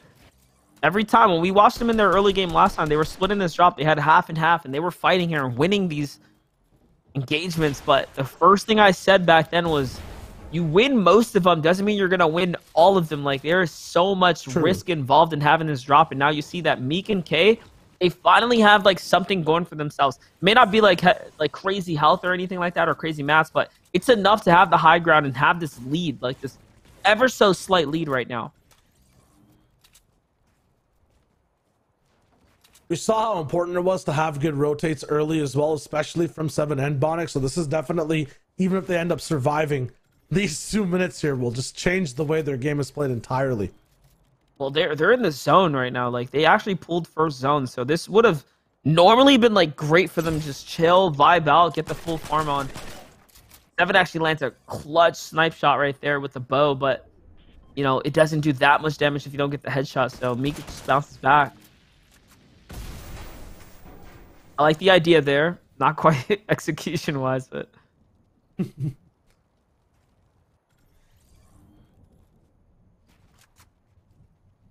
Schwarzy rolling in. This is another big moment of impasse. It's going to be metal builds. I don't think anything will go on here, and they have zone. Looking at where Mellow and Frosty are, sometimes they get into big fights. Might have been early Elam, but I think they're still on the map. Duke and Brunos might be doing a god rotate as well again. Who knows? Never mind, it's actually diving down deep here in a sec. Finally locking in. No mats available for Meeklor or K Schwarzy at the moment, so they really need to get close and personal. The ammo might be running low in a few moments too. There's one of those pickaxes. This is scary if you're Bonix and 7, but they're composed. They're not cracking under the pressure. They're looking good. Now they're waiting. They're waiting it out, trying to see if they can just get that one opportunity. But no, Bonix gets punished first. I was going to say, this might just come down to who can actually tag who first. It's a punishment trade for both sides, a reset for both sides here. Meek is the one hoarding onto those heals, though. He might want to drop his teammates some extras here just in case, but K and Meek now have a big decision to make. Stick it out or move out. And I like that they're deciding to move out. The difference here, honestly, would have been if they just used all that SMG ammo they had and just pressured the builds out. They would have actually won this fight, little did they know, but since they took so long, look at how many other teams have now migrated into this lobby. Like, they are all inside Misty Meadows. This is no longer the free drop spot that it once was. This is now mid-game Meadows. Definitely not the same. Yeah. But with all that, like, I don't even know if they're going to be able to bounce back. Seven and Bonix are in the low area. They're not even inside the major POI. They have to get inside the buildings. They have to get inside the POI here to go farm something. They don't know where this other team is. Alternative route is to just leave entirely, go south side, but yeah, there's way too many teams in now. It's just not going to be possible. And even if they're going to farm out a house or two, I don't even think that's enough, Monster. They have to refarm the entire POI to be up to standard to play this game. I think they can do it. I think they can do it with one of these big major houses. Remember, these houses are like just filled with brick right here. So it's not like they're just going to get cheap material out of this. I think Seven's being a little too passive right now. Yeah, just farm. Like, they shouldn't be wasting any time. The longer this lobby goes on, the more likely players are to start getting closer, and they're not going to be distracted anymore. The house is almost pretty much free, at least the blue one. Control and Harsh have control of the red. Big One K Schwarzer are not done, though. If they can't find Bonix and Seven, they'll find someone else. It's Cut and Carter on their walls right now. The Simply duo gets knocked in the feet as well. Many different things happening across the map, and we tune in with this fight up close and personal. And like, oh man, they're still staying here. Okay, so they're not even looking to opt out or like move out of here. They're just gonna sit around, see what they can find from it. It's Cut and Crater here. A good team on both sides of the wall right now. Obviously, K and Meek, if you know, they survived this long, so this is their best game so far. They've lost every other draw spot up until this point.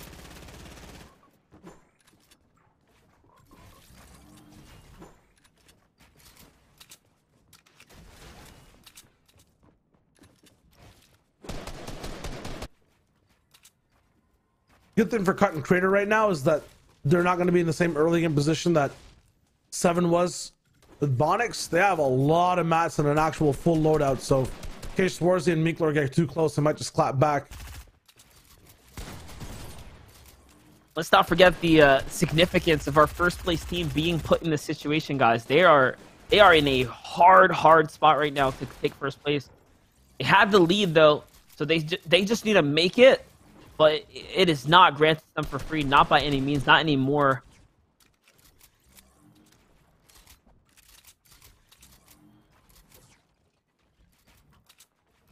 Every team's around as well. Everyone's playing so passive. This was like a consistent or like a grand finals FNCS type vibe. You see a lot of people actually taking things control into their own hands, pushing for different boxes, and you know, a lot of teams fighting control to actually have a chance at dictating their own story in the game. But it seems like everyone just wants to survive, be on for the ride. As I say that though, Trix and Musty are trying that strat themselves. They're trying to get into control. They'll be Duke and Bronos are trying to build over and on top of. That is a tough duo to beat. As a result, they take big shots down. The fight's not over yet. It's a great fight if Bronos can win this one. Absolutely massive fight right here. They're in the center of the zone as well, like just about. They have the mountain to play for here. If they can get this loot here, they are going to be in such a good spot with the peppers, with the high ground, with the extra mats. Zone 4 around the corner. Like, this is such a massive refresh that can happen. And it's been honestly granted to them. These guys just kind of rolled up onto their base area. They have a good health lead, too.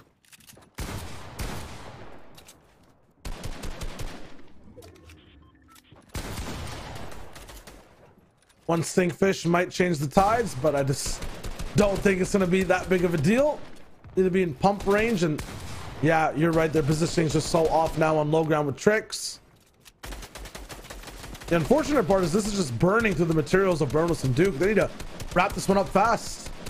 Yeah, they need to choose. Like, honestly, what they should be doing is just jumping onto Musty here or Trix, like one or the other. These guys are so isolated out from one another. And yeah, that's why I said good for Musty. Like, I wouldn't have went down low because of how easy it was for him to slip out. But it doesn't matter. It looks like he makes the wrong edit there, and B-Runners times the entry through the downed wall. Perfect. That's the refresher they need, and most importantly, the points they need as well. Teammate comes in, though. That's a 108. Where is Duke? No. Oh, no. In the body finish there, too, on the down body. There goes the Siphon, and no, Duke just lost his teammate. What a dropped ball. That's like a misplay and a half right there. They had everything they needed. Third place now. Third place is crippled. They're down a player. It was so close. Musty survived with 1 HP, got the Siphon, and I think ate the Stinkfish from Trick's body. So trying everything he can to keep his HP alive. And now, yeah, like... Shio, he hit him for 108, Shio. 108? No way. He had 109, like... Oh, man. That's tough. You talked about Misty as well, right? This is now mid-game Meadows. With all those teams there, there's no chance of a reboot. Duke has to play this one out solo. Yeah, it's pretty much all over. He did pick up the card, though. He was thinking about, like you never know, right? If it goes that way, then things just work out for you. But the zone pool's out of there. We already know. Little do they know how many players are there, including our first-place team, who's just hurt right now. So, yes, we're watching Musty's perspective, but the real story is on the back of Duke here, who doesn't have an Elim, but they have one as a team. So that's only 2 points. That's enough to get him just a step closer to Frosty and Mello. Frosty and Mello are your next team up potentially here. Oh, BX finds one. Okay, wait, dude. Hold up. They're still all in this. And Harsher Controller right there, they're like, maybe not in the same realm of contention, but if they pop off, they can end up being near the top 2, as I mentioned that. Control gets beamed, Harsh is separated, Ideal Play and Complex are not done with their early game fight. The hunt is on for Control. He's trying to run away. And I watched BX catch more Elims in the feed too while that was all happening, so he's still picking up points. I'm pretty sure he is right on the bubble here, or top 3 at this point. Control at 14 HP though. Harpoon's coming out. Pressure's on right here to make all these edits and not make a mistake, and Complex is keeping that pressure going. Into the box he comes. He goes for the trade-off, and he does win it. Just quicker. Now the wall replacement. Perfect. There's the Siphon that he needed. Harsh can definitely do this now. Piece control is good. You can't go nowhere. And that's a 2-piece pickup right there. He closed the door that didn't even exist, man. Harsh, that was slick. All right, order up, order up. Not too bad here. 4-point swing for Harsh. 1 step closer to top 6. 1 step closer to staying in the top 8 here. Mice Boy still finding some. Mice Boy is in 5th place as well, guys. So Kickback and Mice Boy now have 2 Elims. They're definitely still keeping up with the rest of the lobby. They're on track, on pace. Definitely looking at the same as the top. Oh, BX gets knocked. BX goes down. Not's the one who takes him out. They've gone down before in multitudes of ways. It looks like it's a little bit of a snipe shot, but no, they're actually box to box. Wasn't thirsted though. Yeah, it's not thirsted at all. There's Mellow and Frosty, so they're in the builds that Control and Harsher. And you know, there's been big fights there, and Duke's right beside them. Duke is basically Monster solo holding on to a code red invite. If he goes down, so do their chances of playing one of the most biggest influencer tournaments that are coming up in a few weeks. Listen, I need to know where's Bonix and 7 though too. Like, what is their loot situation? Did they find anything? Like, they didn't have anything, and they pulled every single zone so far. They might have actually been taken out of this game here. So this is really up to everyone else now to properly snatch away this lead from them. Remember, they had a 20-point lead, Shio. 20-point lead, locked basically at 171, plus a little bit more because of the placement that's delved down in the game. Oof. Unfortunately, them not having mats, yes, did end up with them not surviving. So they're definitely locked in at first, and there's a chance for Mellow, Frosty, Duke, or Bronos to overcome them. But once again, Duke's a solo. It's gonna be hard. It's gonna be hard for anyone. Here too. Think about it this way: Derpy and Dylan, 3 elims so far. They're clawing back completely and still beaming everyone. They're looking spry as ever. And they're working up the way in their ranks. They're currently 5th or 6th place right now, looking for the beams, making a blender of a box for 2 different duels ahead of them. The harpoons coming afterwards. This is nuts. I was gonna say, although they didn't get the elims, like they're the most active lobby, like active duo in this lobby right now. They are literally the only team taking shots right now, firing at this half and half out. They're forcing other teams to, literally fight and whatnot. Look, they back another team off. They're literally the duo that is making and changing the destinies of every other duo in this lobby.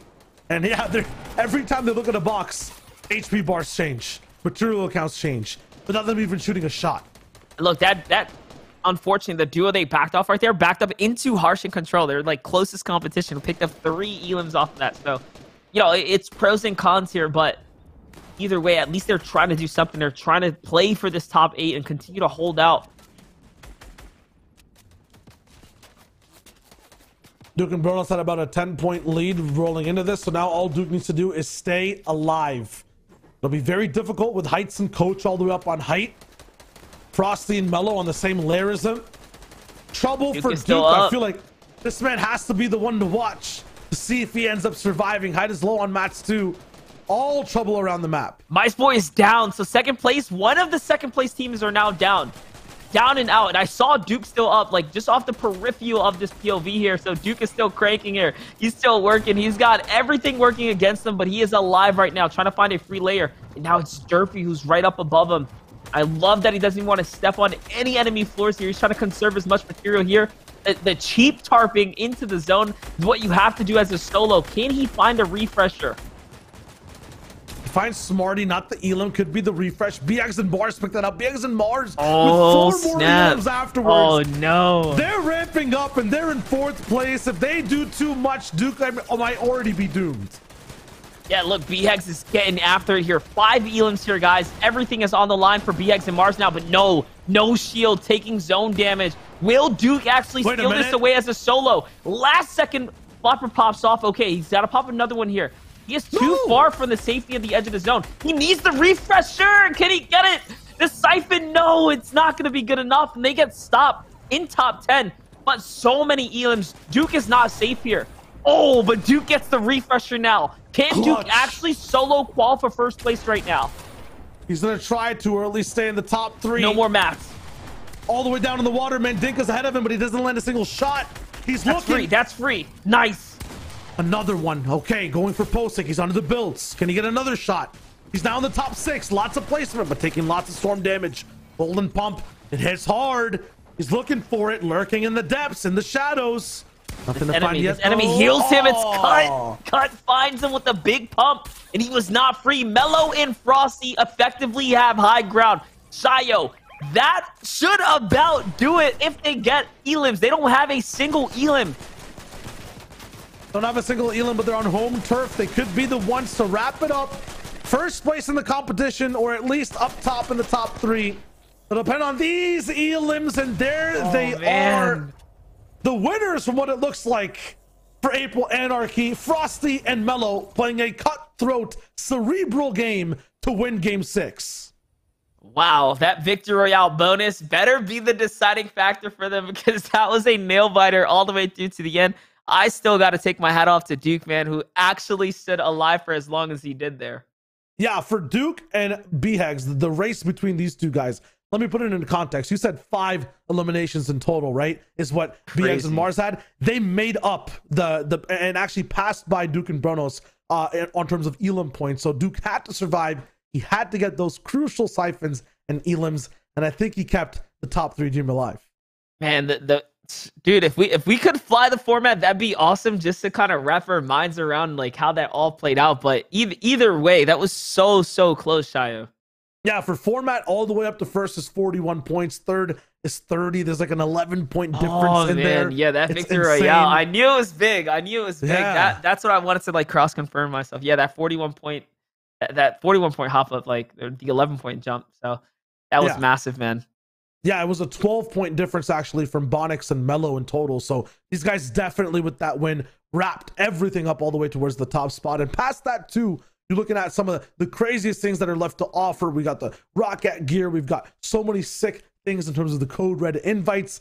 I just want to know, did Harsh and Control do enough? You got to remember, Monster, prizing is top 8. That game definitely changed up and down for the top 8. I think Harsh actually did enough to jump up to actually snatch off 6th place from MCore. I don't know if he did enough than Kickback and MiceBoy, though. They were getting after it, and they were there somewhere in those final moments. So a potential top 5 for him. But then again, with how Derpy and Dylan was also putting down the pressure, we watched how that affected Harsh and found Harsh some free elims as a again, they caught like 3 off of that just because he was backing players up into them. They like fought their way into their lair.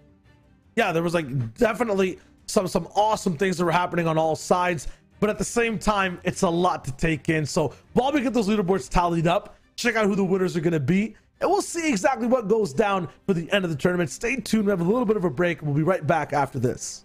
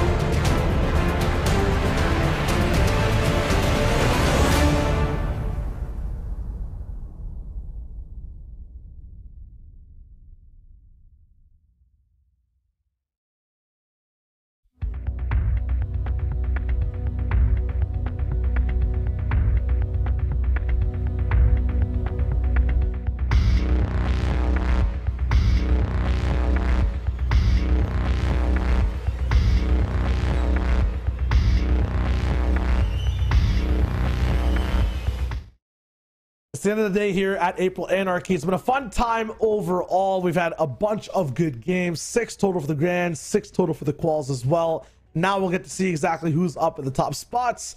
Monster Defense, Shy Wager, bringing you all that action throughout the day. And man, Monster, that final game, but just in total, we saw a bunch of interesting things happen throughout the tournament. Yeah, listen, that's Fortnite for you, man. Yeah, I said it coming into it. When you have 5 different duos, like all vying for that first place slot, man, there's gonna be some upsets, gonna be some exciting moments, and that reminds me of like when we watched Mr. Savage back in the day, like as the EU solo, he had to clutch up, like and just literally pop off to go and win the tournaments. Like those are the kind of vibes I get whenever I see these same storylines just kind of unfold for these new up and comers. So for this time, it was Dukes. Dukes couldn't do it, unfortunately. He had all his chips up against them, stacked right to the second place team of Mello and Frosty there, but it was still a very impressive game. It was great overall. Talk about like just unfortunate luck for the #1 team to again finally hit that stone wall up against the team they were competing against, right? Like, and that was Seven and Bonix. They had just again won their draw spot so many times, and finally in that last game, they just had enough loot to beat like best them basically. Yeah, almost there, and then end up finally. You said you saw it coming, right? Misty Meadows split sometimes when that's happening and it's game 6. Yeah. You should see that that's a possibility that rolls through. Regardless, I feel like they had a very good spot all the way towards that top 3. The question is, did they hold on? That's what we're waiting for. The winners of April Anarchy are going to be none other than the team that won that last game. It was a Mello and Frosty that rolled through. These guys looked so good throughout the entire day. Frosty Light, Mello PC, 2 VRs, 69 elims, an average placement of 7 and 202 total points. Couldn't ask for better stats right there, man. They definitely popped off. They did very, very exceptional, especially coming into the tail game. And you could tell that they knew it was all on the line there when they won with only a single victory royale. Like up until that point, like the other 68 eliminations, right? They left all that behind. They were like, no, play smart, play safe. We just got to hold out, just make this end game, and we will take this home. And they won with a single dubski at the end. Yeah, that was just nuts because, yeah, their game plan was play aggressive, be in the business, and look at the difference, 202 to 187. Dukes clutch up surprising too. Bonix knocked down in 3rd, but still invited to Code Red, so that's huge. But Mello ends up winning a lot there. The $3,000, a Rocket Care Package, an invite to Code Red. Duke there gets 2,000, in 3rd place is 1,500. BX and Mars, very close try. They almost had it, Monster, with the amount of eliminations they had in that final game. Yeah, they're still in the money though. Everyone up here is still very much in the money. It's not all over just yet, right? You have those top 8 that you get to see flown in there, and they all win some kind of prizing ultimately. The most prestigious slots, though, they're definitely the top few that get to that next stage as far as this tournament goes. So, still, GG's, though, all around great experience, right, for everyone involved. No, absolutely. I believe we have a very prestigious interview as well with the top team that's rolling in just a second. Before that, we're talking about exactly how that final game went down for the winning team. Monster, you're talking about 69 elims, and just one of them was in the final game. Mello and Frosty did something that we don't see even some of the top teams doing, and that's staying composed. How is that call being made in the moment, right? From someone who's played in scrims before and whatnot. In your mind, how do you think these guys' calms were in that?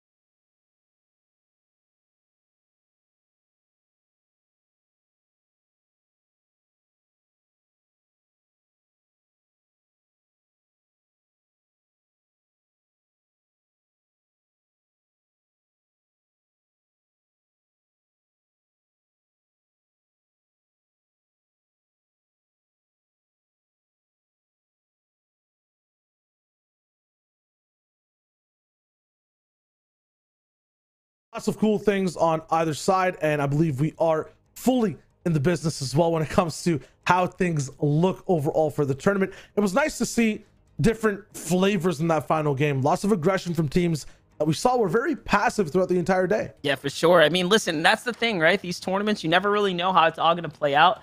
You know, it comes down to those final moments, passive, aggressive. Everyone stuck to their guns. They stuck to their play style. Unfortunately for players like Derpy and company, right? Like that wasn't quite the wave this time around. It might have worked yesterday, but for today, it was a lot tougher. Absolutely. And I think throughout the day, we had a lot of our takes going on in the wave. We had a lot of chat takes going through as well. Let's think about how that top team actually did with Mello and Frosty on the mic for an interview.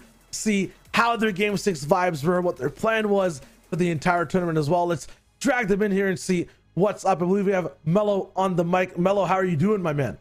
I'm doing good, thank you. Oh, talking on mute for us, brother. There you go. It says I'm serving. Set up this Discord here. He's almost there. Just hit the unmute, and then we'll be able to get your comms coming on through. Almost. I think he's double muted. Okay, hold on. Slight technical difficulty. Gotta press that mute button, and we're all Gucci I have so many questions already. Like, there's a guy playing behind him. Like, you know what I mean? Like, I'm already stirring over here. The room looks good. The man's in the moment. Still muted on disc. We just need that unmute, and we're ready to go. We'll see what's good. Monster, man, these guys played so well throughout the day. They looked so good overall. Mello, I believe we have you now. How are you doing, my man? I'm doing good, thank you. Awesome, good to hear, man. First place throughout the day. You weren't there at the top spot all the way towards the very end. Talk to me about Game 6. Why was it different? Why did you guys play it slow? So Game 6, we really wanted to get first place, and our plan was just to take height, because we knew like height's the meta this season, and we just won off height. Yeah. Dude, I wanted to talk about the difference between the stages, because I feel like for a lot of competitors, a lot of people don't get to experience the later stages of a Fortnite competition. So take us through, like, what to you is the big difference between like what happened yesterday during the qualifiers and like today, because even the total points at the end significantly different, as we do normally expect as the tournaments get harder. Yeah. So yesterday, not everyone was at the same skill level. It was easy to get a lot of like free kills and stuff. And today there was Surge. You had to get tags on kids, and yeah. I don't know what else to say, but yeah. Nice. Yeah, two different levels of competition. Talk to me about how you and Frosty met up. You know, how your duels evolved over time. Is this the first time you guys are playing together for the April Anarchy, or where did you guys start? So we're actually identical twins, and we're in college now. No way. College. That's him right behind me. And yeah, we've just been like playing duos all the time. Does he not want to like turn around and say what's up to the camera real quick? That's sick. Look at that, awesome. Dude. Wow. That's amazing. No wonder you guys have like literally the sickest synergy when you're on height, or like, you know, diving into box fights. It feels like you guys aren't even calming and just hitting shots, man. It's absolutely insane. Yeah. That's cool, man. I guess I just got one last question, man. When did you decide, like, dude, my bro is gonna be my pro partner, and that's the guy who I'm gonna roll with? Wait, your mic cut out for like the first part. Can you say that again? I just meant like, when did you guys decide, like, I'm gonna partner with my brother and be a pro player, and like we're gonna do this? Well, like ever since we like started playing Fortnite competitively, we just wanted to partner up together, because we always were on the same time schedule. We knew when we both would be on and how much time we like put into the game.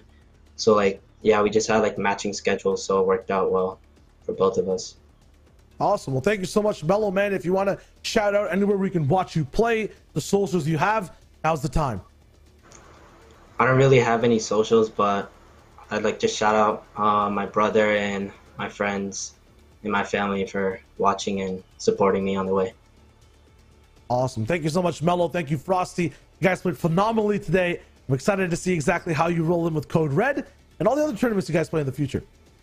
Thank you. I appreciate that. Awesome. Monster now. That was cool. Yeah, I mean, I didn't expect that. I mean, I knew I had a lot of questions, but I had even more when the brother turned around and he's got an identical twin. Like, what? Dude, that's literally like one of those sayings that, you know, family always wins at the end of the day. I mean, right there, it's proof. It's literal proof. I just want to say, man, for Mello and Frosty and family looking in, I gotta encourage you guys, like, get out there and make content, dude. There is not a lot of people in that unique position to have a twin, let alone two that are that good at Fortnite, let alone two that are on the same time schedule in college. You guys have so much that I think you can share to the world. So, I mean, I'd love to see more from them. Absolutely, yeah. In terms of the way the day's gone so far, too, full of surprises all the way around, and that was just a very nice one. Game 6, everything, Moss. I'm gonna give you the floor here as well, man. Where can we find you a little bit more of your endeavors going out throughout the day? You guys know what time it is, man. At Monster D-Face, as always, love being on the mic, and of course, this time alongside my boy Shio. So hey, we're out here. We're casting Fortnite all the time, so we'll cast you guys at the next community event. Awesome. Yeah, and AVGL, you know, big shout outs to them, the production, the observers in the back. The whole day was awesome all the way around through. Xfinity as well, one of the best sponsors, and Rocket to just power the precision, the hearing, everything we were watching through the entire day. It's amazing overall, Monster. So in terms of the day, it looks so good, and you know, hope you guys have a good time watching April Anarchy. We'll see you guys in the next one. We'll see you in Code Red very, very soon. Have a great show. Have a great day.